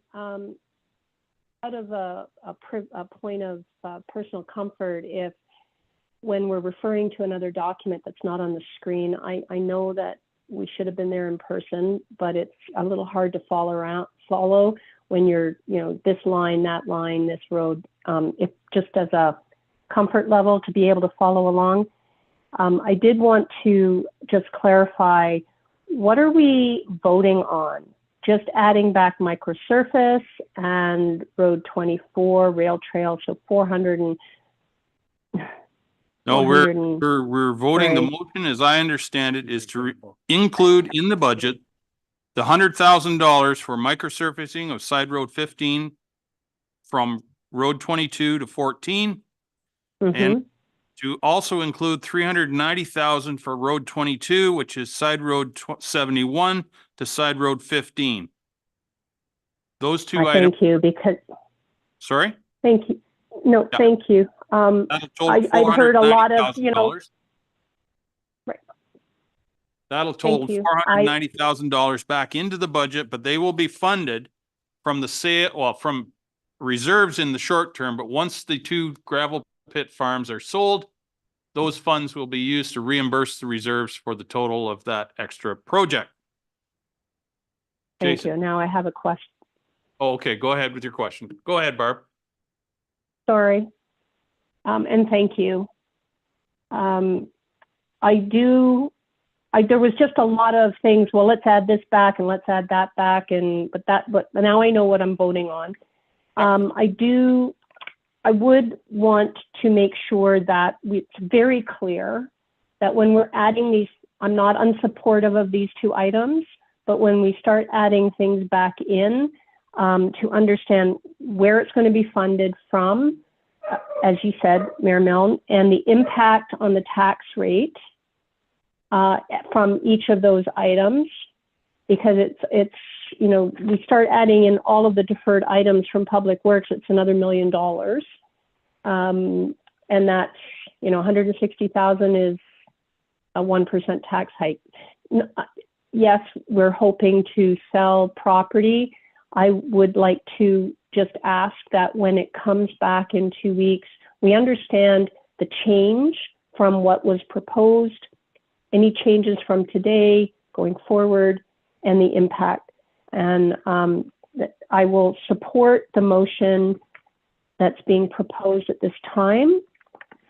But I also wondered if those are secondary to what has already been, the staff have said is a priority. I hope that makes any sense, that if the funds are allowed, then we move forward with those. Thank you. Thank you. Joan, did you have your hand up earlier? Did you have a question? Yes, I did, but Barb just asked the question about the tax rate, so thank you. Okay, thank you. All right, Jason.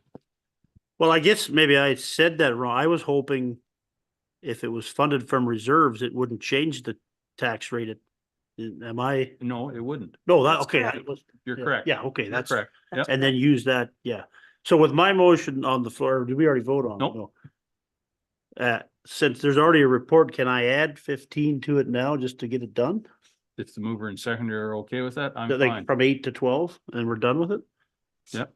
And we may already have the funding, or at least a large portion of the Yeah. funding to do that, but yes. Well, I would like to add that. Seconder, yeah. okay with that? So just so we're clear, Jim, can you outline the project that was just added there now, please? Just to verify that 15 from 08 to 12 for cold in place plus 50 mil of asphalt. Okay.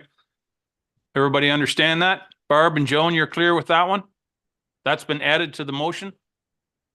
And the cost of that, $360 plus tax?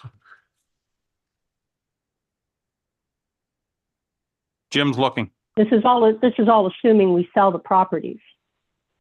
And No, get the what we're intent is to hoping. fund these from reserves, and then once the properties are sold, the revenue from the sale would go back to replenish the reserves in Public Works. Understanding that what we actually get for the sale of the properties covers the cost of what we keep adding into this budget, correct? That would be my understanding. Jim? The additional block will be another 337,000. Compared to the pricing, that was actual pricing that came in on the tenders for that block. Okay. Very good. So we're adding almost 720,000. Sorry, Jim, what's the total then for 15 from 8 to 12? 337. 337? Oh, Times two. oh, Plus we have 20,000 in there. I just, I thought we had the 20,000. That's for contingency. That wasn't to do an extra block. No, I know, but don't you want to add that in as well? We'll revise it, yeah. but for the purposes of my motion, should I read my motion? please. Yeah. That council direct staff to add the following into the draft budget for consideration at the next meeting with the corresponding funding streams. So 380,000 for Road 22, Side Road 15 to Side Road 71 DST. Is that right, Jim? That's what the Double slide surface says. treatment, yeah. Okay, and 100,000 for Side Road 15, Road 22 to 14 microsurfacing. And I need the number for Side Road 15, 08 to 12 cold in place and 50 mil asphalt to be funded from reserves and future land sales. Correct. I just need the amount of 15. from 08 to 12. 674. 674? Sorry, Lindsay, did you say 380 or 390? I have 380, but It should be 390. 390, okay. Yeah. Okay. So everybody's clear what the motion is. It's been seconded. Monica, you have a question? Yes, I thank you, Chair. Just thought it might be a good idea, if it hasn't already been said, that the reserves are at about 26 million. So I know it sounds like a big amount, but there are a bigger amount in the reserves. Just in case anyone was wondering Sure. out there. Okay. Okay. Thank you. All right. Cash, go ahead, sir, please. Thank you, through your worship. I just wanted to clarify the 26 million in reserves before we just assume we have $26 million to do whatever with. Out of that, 18.7 million is discretionary or obligatory or otherwise spoken for reserves. There's 7.4 million which technically are discretionary.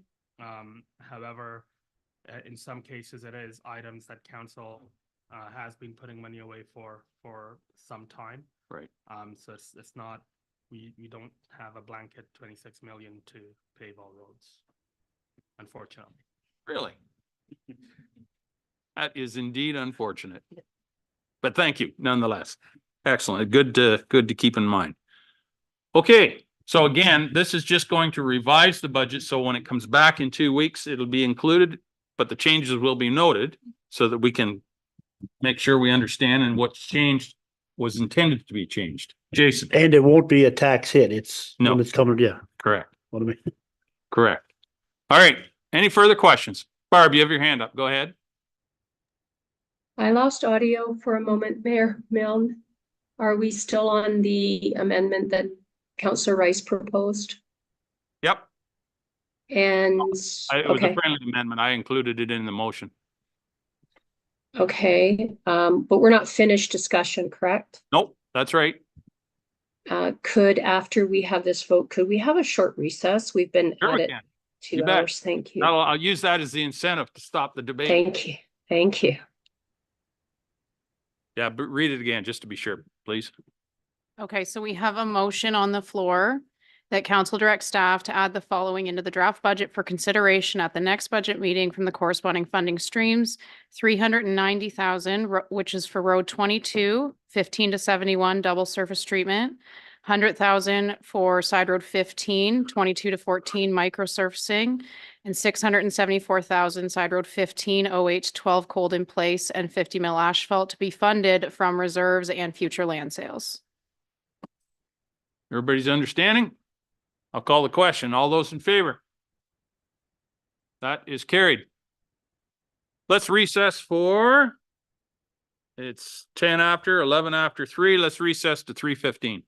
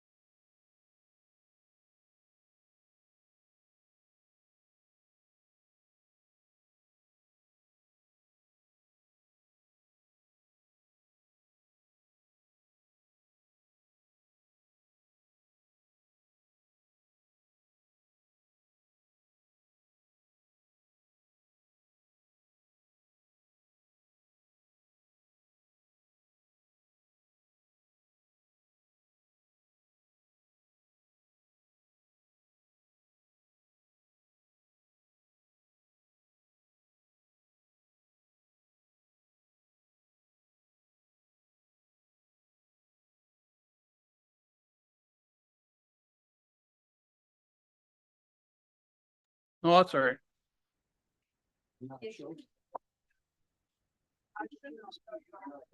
Those candies she has over there made me laugh in the dish. And that better beef yesterday when the truckers all come in. And this guy that works there, this little, whatever, don't matter, but he's got his bag of jelly beans. What's this high? And there's like 3 jelly beans left. He's been asking everybody, hey, you want jelly beans? You're being recorded.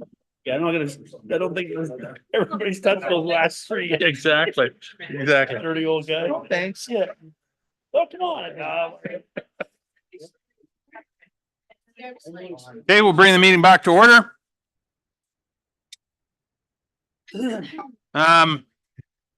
Taylor, maybe you could remind me, where were we at? Are we finished with the roads capital? With roads, I believe so. Okay, so we'll move on to solid waste, please.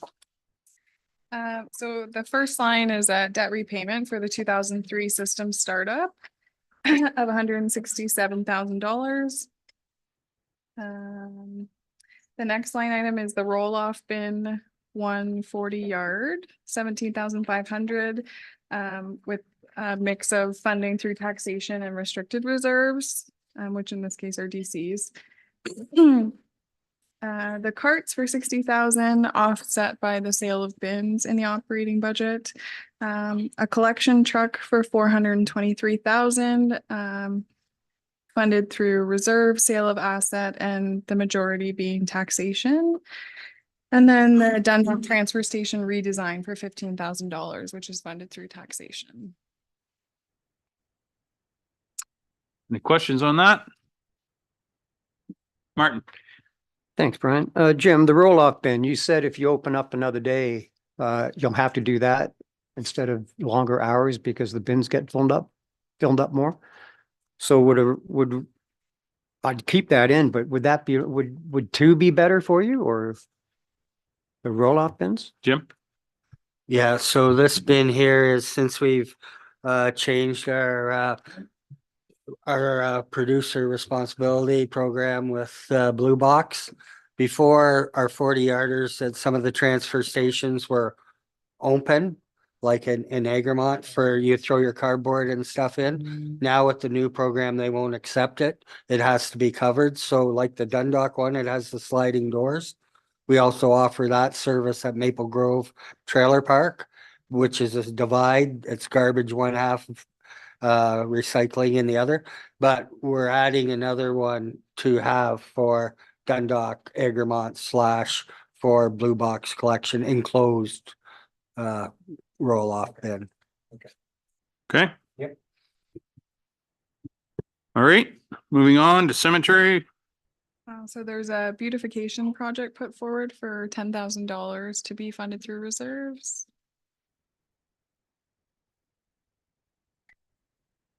The residents will be happy to have that. Of the cemetery. Right. Yeah. Moving on.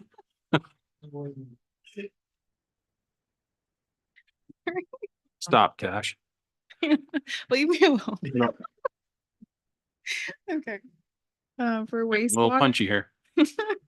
Wastewater, we have a $200 and almost $5 million budget. 2 million of that is going to the sewage treatment facility upgrades, all funded through either reserves and DCs, and then SCADA technology for 468,000 through DCs.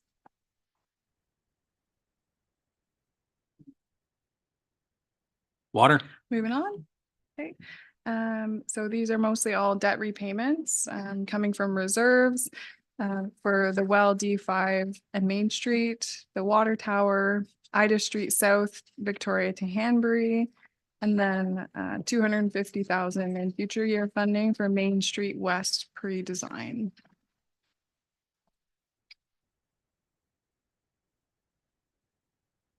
Okay. Moving Oh, on. question, Jason. Well, I just wondered if I don't see it here, but are any of those DCs? So when you see restricted reserves, that. Oh, yeah, that's right. Okay, I knew that. Sorry. Brain fart. Okay. No worries. Okay. All good. So this is just an overall of the budgets excluding Public Works and then their funding sources. If we wanted to go through any of those, we could, but we've kind of already been through their capital budgets in whole up to this point. If anybody had questions relating. No, I think we're good with that for now anyway. Okay, and then I just made up a graph of capital funding sources so you could get a better idea of where everything is coming from and what those numbers end up shaking out like. So there's a mix of unrestricted reserves and restricted reserves, grants, development contribution, sale of assets, debt issuance, transfers to capital, transfers to reserves, and then debt repayments and interest. Monica? Yes, thank you, Chair. Just for the grants to the treasurer, I know it's a great funding source to have. Are there any other funding sources for these grants that are being looked into to possibly get that increase for this year? Sorry, which? The grants? Grant. Oh, yeah. Sorry, I thought you said debt. That's okay. I would throw that to the department heads to see if there's any other funding sources that. Okay. I would dare say that any and all attempts to get grant funding are being undertaken, I suspect. Okay. Yep. Thank you. Thank you. Yep. Okay, Taylor? And then this is how we're looking for 2024 based on today's numbers, not including anything that changes after today, with an overall yearly increase on the average home assessment of $300.14. Monthly, that shakes out to be about $25 a month with a 7.62 increase in the tax rate. Okay. And the general reserves, the next one, that speaks to what Cash was describing there a few minutes ago. Correct. Yep. Yeah, so I just thought that this would be a good visualization of what's going in, what's coming out. Yep. And that includes all of those land sales in right now. So this will be different in the next round. Yep. Based on the motion. Barb, you have your hand up. Go ahead. Thank you. To the back one slide or two slides, because we're back into reserves where you're talking about grants. That's not where we apply for grants through grant match or write grants requests. This isn't the 527 the question is the 527 the OMP funding? Cash? Through your worship to the deputy mayor. The ONPF funding is operational, so that wouldn't be under capital funding sources. This includes OSIF and CCBF, the Canada Community Building Fund and the Ontario Community Infrastructure Fund, which are two capital or core infrastructure grants that we receive, which we have historically put towards roads. Thank you. Just to clarify, we don't fill out a grant application.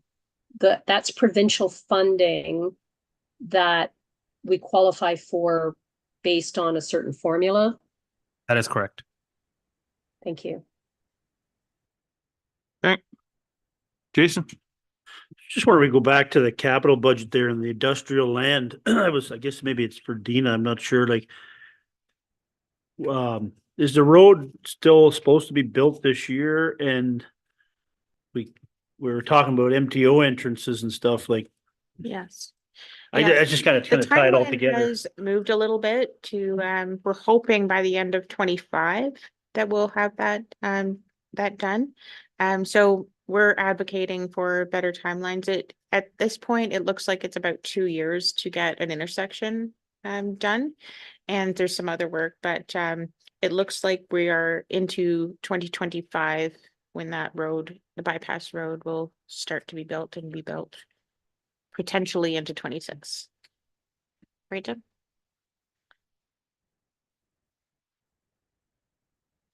I should add that's not taxation. It's all funded from land sales and We were talking about the MTO entrances before. So. Oh, Jim, go ahead. We have talked of an option that would be open to us if we're still delayed with MTO access, is that we build from the existing Eco Parkway in, and we can come back out Eco Parkway. So there's an opportunity to circumvent the MTO for a while and still be able to get things happening. Get with it. access to those properties in there. Yep. Barb, you have your question? Thank you, Chair. More of a comment. It would, this is, let's see, 2025. We're hoping to have the truck bypass road. We were talking earlier about, it only took 10 years. This is another one where through no fault of staff or any impetus on councils, but through the studies, through the delays, through the challenges, through the province. I think, Brian, Mayor Milne, were you not working on this back prior to 2014? Oh, yeah, absolutely. Yeah, this has been And in right the from works. The get-go was to put that road right through to the highway. Absolutely. Yeah, crazy. We're still using stone wheels in those days.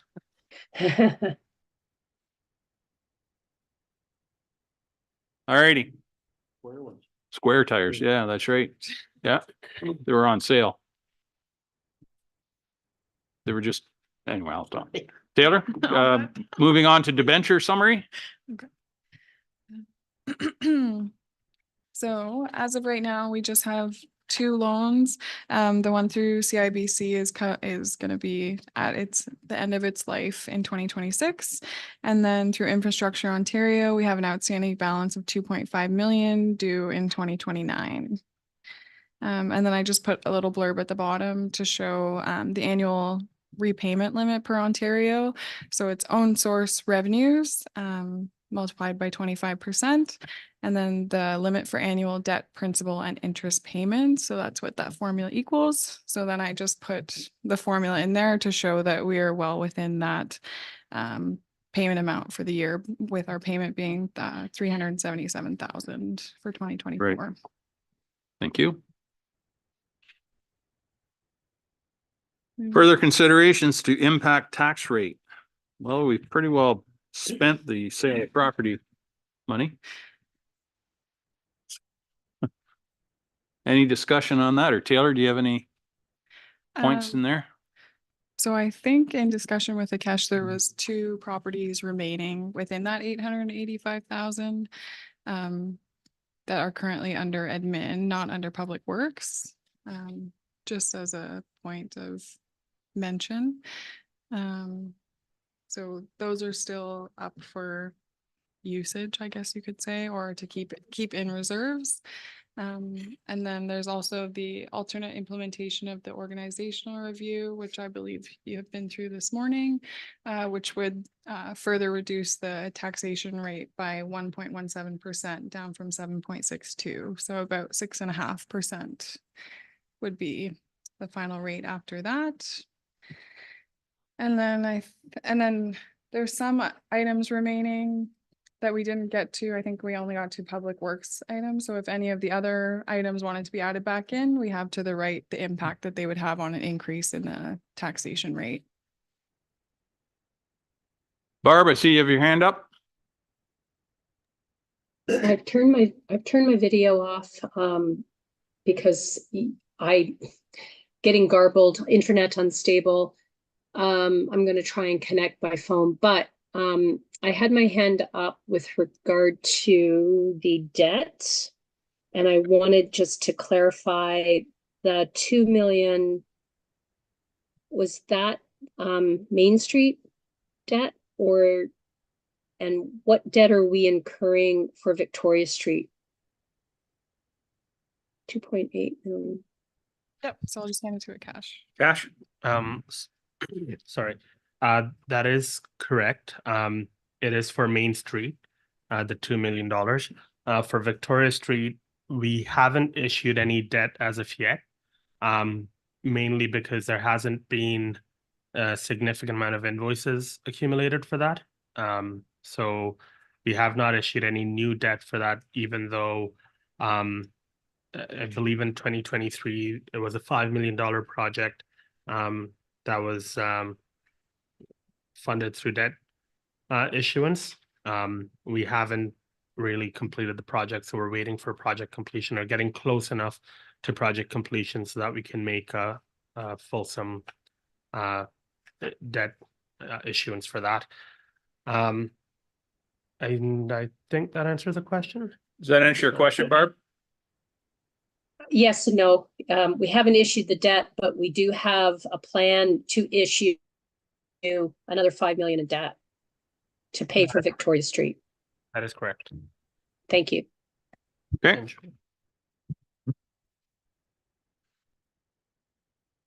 Anybody have any further questions regarding the deferred items from slide 5? As Taylor indicated, we did make some changes in the public works capital, but is there any other considerations anybody wants to make? Jason? So where are we at then with where are we at percentage wise? Or we don't know yet, or? 7.62. Any changes that you have directed so far have been funded through reserves. So,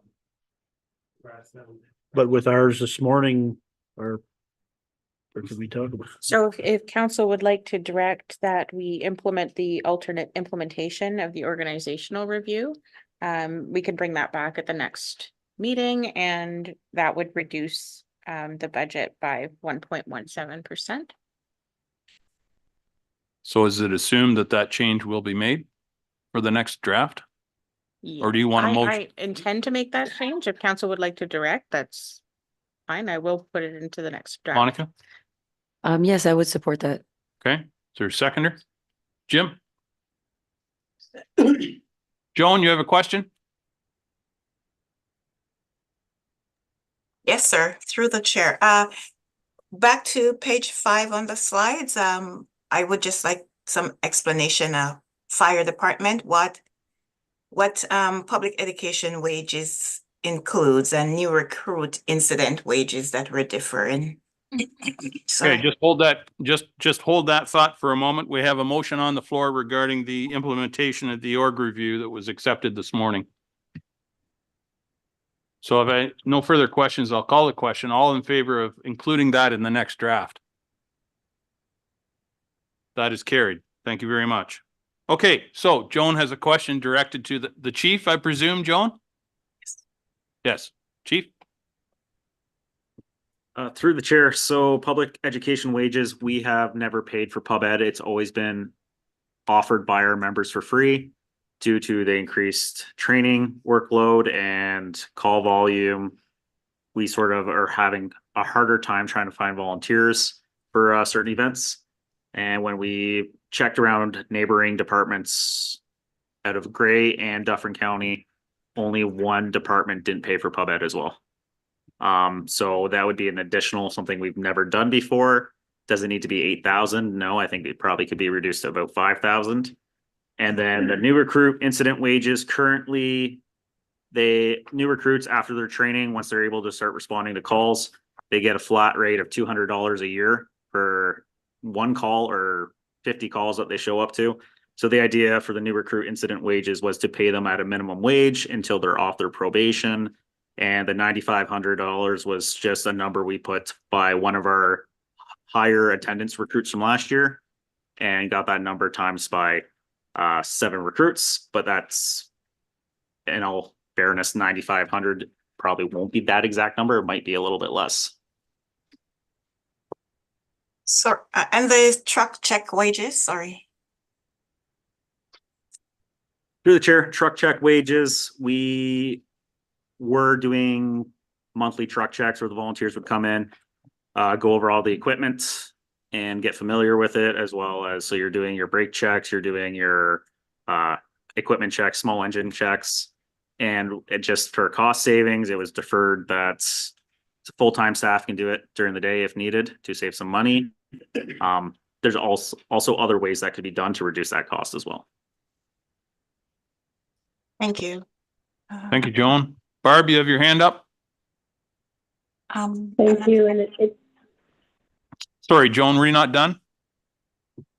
It's okay. I'll come back. Let Barb. No, go. no, you go ahead. You go ahead. I No, apologize. I'll just formulate my question properly. Okay.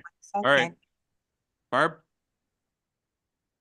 So kind of piggyback on what Joan has just asked. Under the, through you to the fire chief, hello, the truck check, currently the new recruits are not being exposed, it's not a requirement, but they're not becoming extremely familiar with the operation of the truck. It's not legislated, that kind of training, but the education and training of or familiarity of the truck would be beneficial in the field. Through the chair, recruit training is firefighter 1, firefighter 2 training only. There's no dedicated night just for truck checks. It's not legislative required. It's just required that we check them and we do it once a month. Whoever does that, there's no actual requirement on that. So at this point in time, they'll be doing their recruit training and not doing truck checks right off the hop. Okay, so I Yeah, guess go sorry, I guess I'm just, is the truck check the same as where you do what you were talking about, Fire Chief, that you were talking about? It's now currently being done by full-time yourself and the fire prevention officer during the day? Correct. There's a maintenance. requirement for us to check the trucks once a month, and we are doing that during the day currently for at least the last month. And that is the truck check wages that you're proposing? I'm just trying to see if, is it the one and the same thing? And you're looking to bring in volunteer, the new recruits in order for them to become more familiar as part of the training program? Through the chair, so those wages would, if they were approved, it wouldn't be the full-time staff doing it during the day. We would come in at nighttime with the volunteers, and the volunteers would be allowed to help and go through it. So they'd be scheduled once a month to come in, go over the trucks, inspect it, practice starting the chainsaw, stuff like that.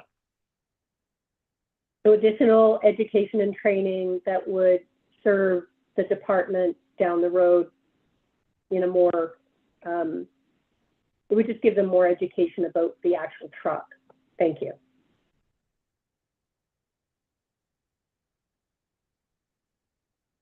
Are you ready with your question, Joan? Thank you. Through the chair. When I was thinking, the fire chief, you said these figures are not real, or they're not set in stones. Do you think you could come back with something more concrete or something? Because I'm just talking from a layman's point of view. Like, if these are compensation to get the volunteer well-rounded, and I think also $200 a year, whether it's one call or 50 calls, that could be something that we could look into. Through the chair, if council wishes, I believe I can do that for the next draft budget. I think what I'm hearing is that the counselors would like a little clarity on what exactly these costs would do. And the benefits, possibly. So perhaps you could do that for the second draft. I'm seeing an affirmative that the chief is quite willing to do that. So that would be helpful, I think. Barb, you have your hand up? Through you, and a more accurate number, if you can, really hone in on what, and the chief has indicated that it probably wouldn't be 8,000, it probably wouldn't be 9,500. We need some data to support it, and I like where you're going with it, Mayor Milne, in a better understanding of the benefits that the actual numbers would be. I would further like to express a desire to bring back the training, maybe not so much conferences, but staff training for the clerk's department and finance department. I want to understand what training is being foregone and the impact that that would have on the professional development of the staff within those departments. Thank you. Okay. You all right with that, Madam Clerk? You could outline what that, was it $6,000 was being deferred, what that deferral represents? I can right now, Okay. or we can. Right now? Sure, go ahead. So for my department, under the training was the municipal management diploma for myself. My other two staff members, we kept their AMCTO courses to keep them on track with their diploma. And then for under conferences, it was for myself to attend the AMO conference. I would still be attending AMCTO as well as one of my staff members. So that together was the reduction. Okay. Everybody understands So that? Go ahead, Barb. So, Yep.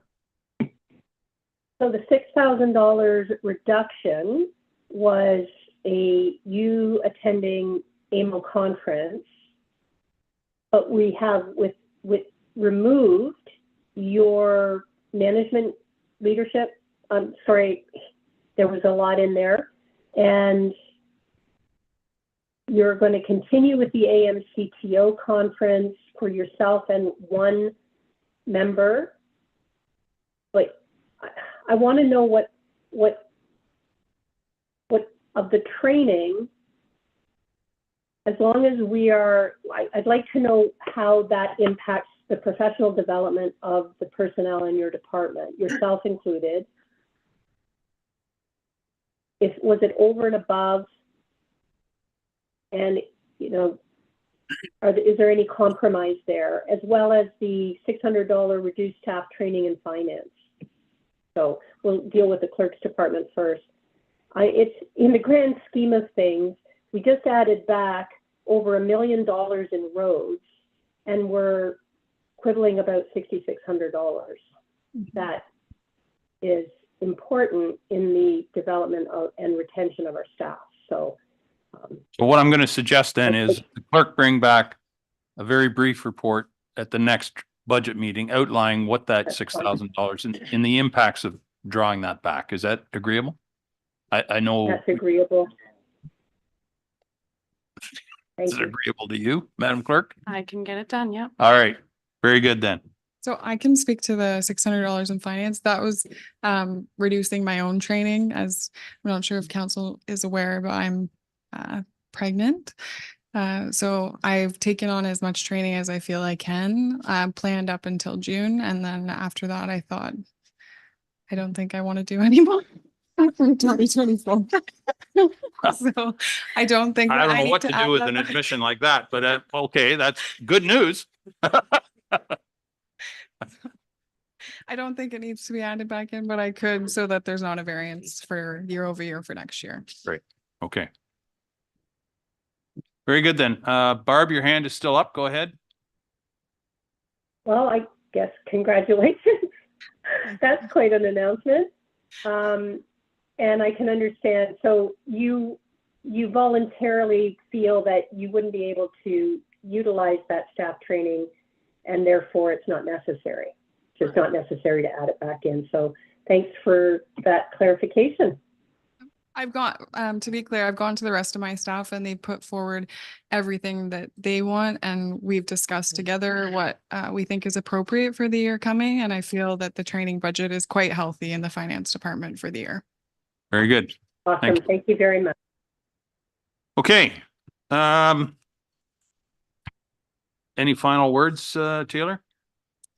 I think we've got a pretty good tax rate increase for the year, comparatively in the surrounding communities.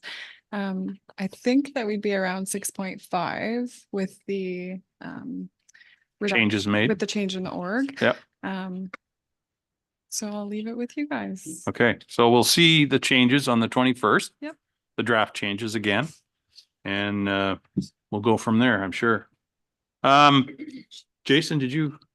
Just a comment. Go ahead. Yeah, no, go ahead. Oh, yeah. Yeah.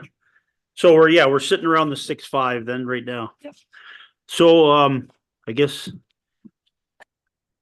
I understand we have to spend money. So 1% of the tax rate is equivalent to 167,000, right? Yeah. Yeah, okay.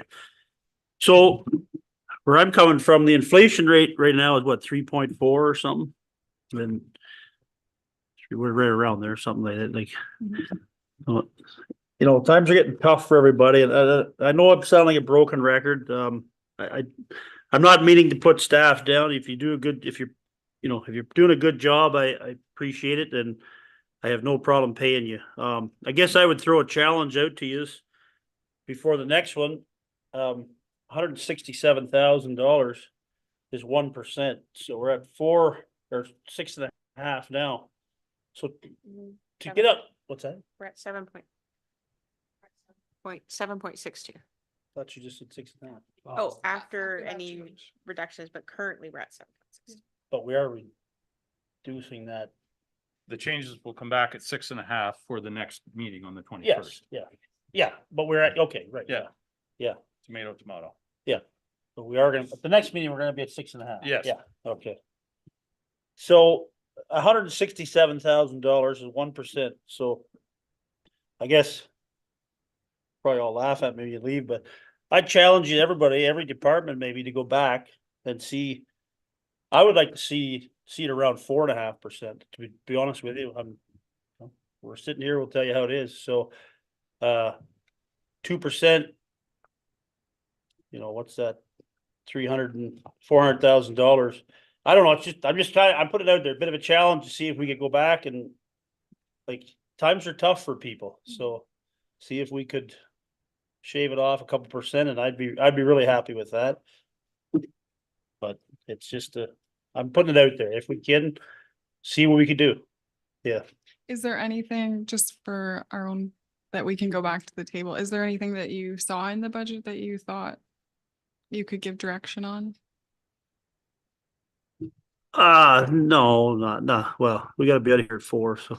No, I just think on a budget that big with, like, when it only equals $167,000, 1%, we gotta find efficiencies and give Dina credit. I think she's doing that since she's been here, and I just think we have to keep doing it. And it's just a challenge to you is to try. If you can't do it, you can't do it. So see what you can do. That's good. Thank you. Cash. Thank you, Your Worship. With all due respect, I think we toss around the CPI, the Consumer Price Index number of 3.3 quite often when we talk about budgets. Unfortunately, the CPI is based on the average basket of goods purchased by a household. We do not purchase that basket of goods. The relevant index for us is the non-residential building construction price index, which is through legislation what our DC increases are based off of. Looking at the fourth quarter of 2022 to fourth quarter of 2023, that has gone up about 10%. So and there's data for previous years of our budgets where we have been significantly low. So when, as a township, we are expected to come in almost 5.5 percentage points under what that non-residential building construction price index is, I don't think that's a fair challenge. And I've said this before, we are expected to provide a certain level of service. And like I've pointed out, we don't really have $26 million in reserves. We have 7.4 realistically.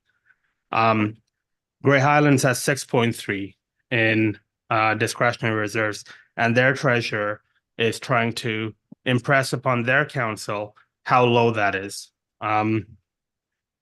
So I can appreciate that people are having a hard time. I really can. But we now have to start talking about what roads do we want to allow to deteriorate.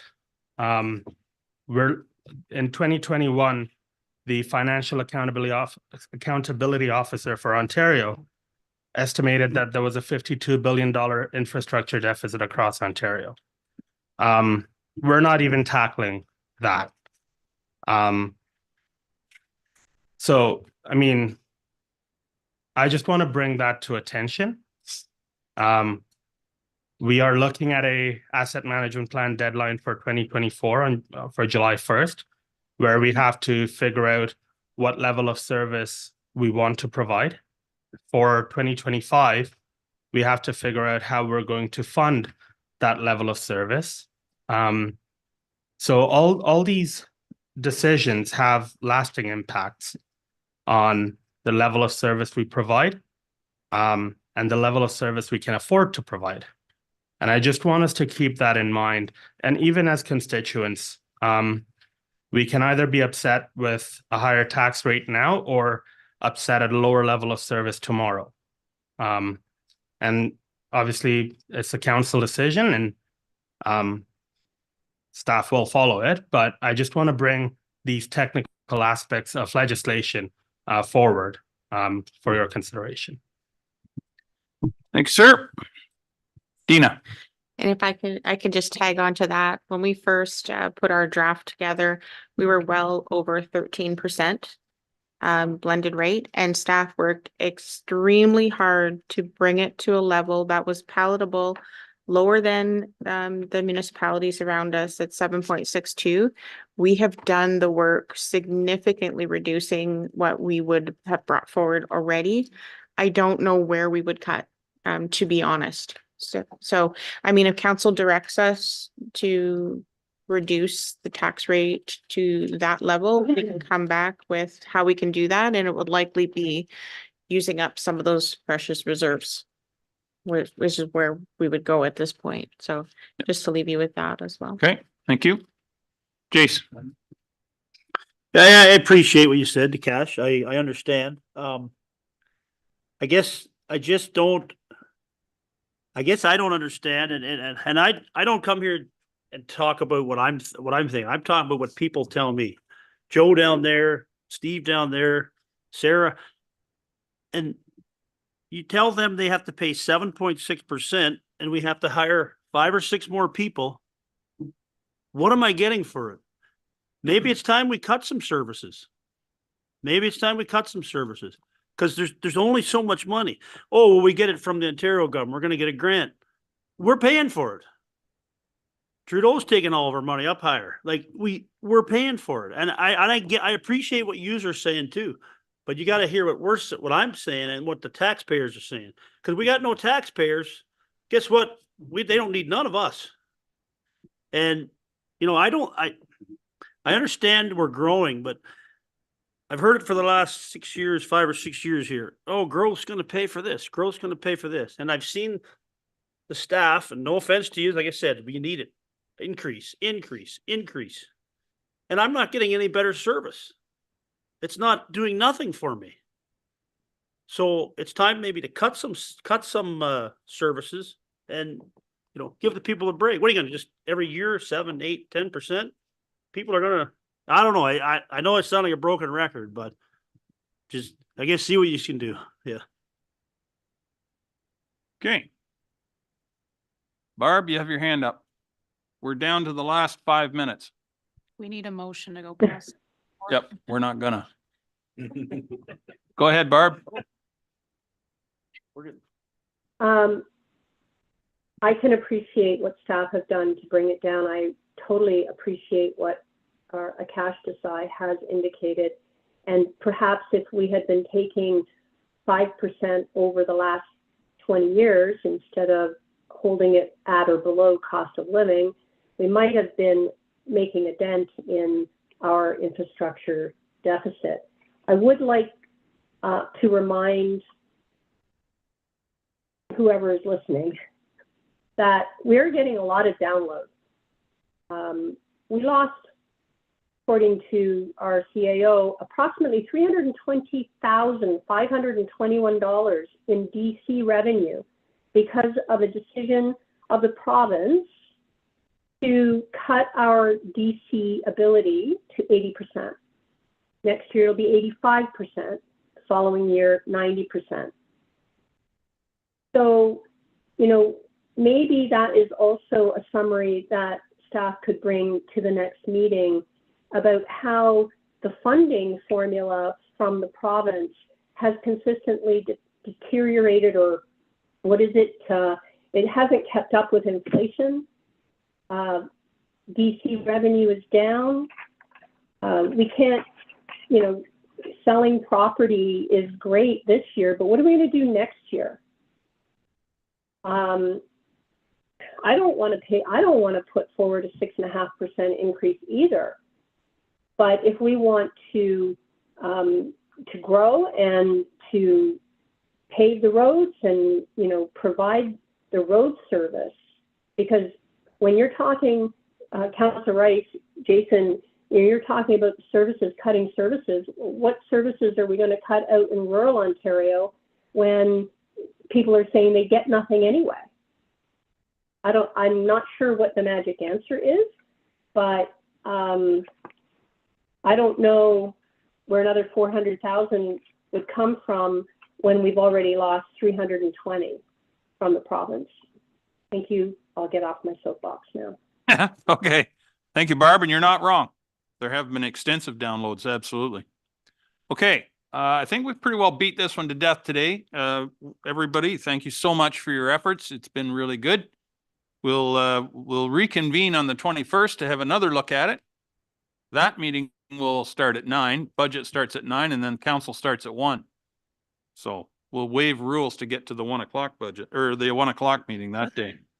So I need a motion to come, let's see, we need a motion to receive the report, or is that motion redundant now? What motion do we, where are we at now? Yeah, so Nope. we need to just receive it, and then it has those 2 other changes that we've Right. already Okay. voted on, yeah. Jim, you're going to move that is to receive the staff report for information? They've already Martin? it was moved and seconded already. Oh, okay. All right. All those in favor? That is carried. Confirming bylaw. No. Oh, no, We no, wanna no, no. Resolve back down. Oh, right. Oh, here we. Oh, all right. Sorry, I'm way ahead of myself. We're up here. I'm under pressure here. So resolve back into committee of the whole. Jim and Martin will second that. All those in favor? That is carried at 3:58 it was. Now we need number 7.1. Yes, we do. This- Which includes the other 2 that we passed. Right. Monica, thank you. And Joan will second that. Second. Thank you. All in favor? That is carried. Confirming bylaw. Jason and Monica, all in favor? That's carried. Who wants to adjourn? Barb does, and Jim. We are adjourned. 4:59, 3:59.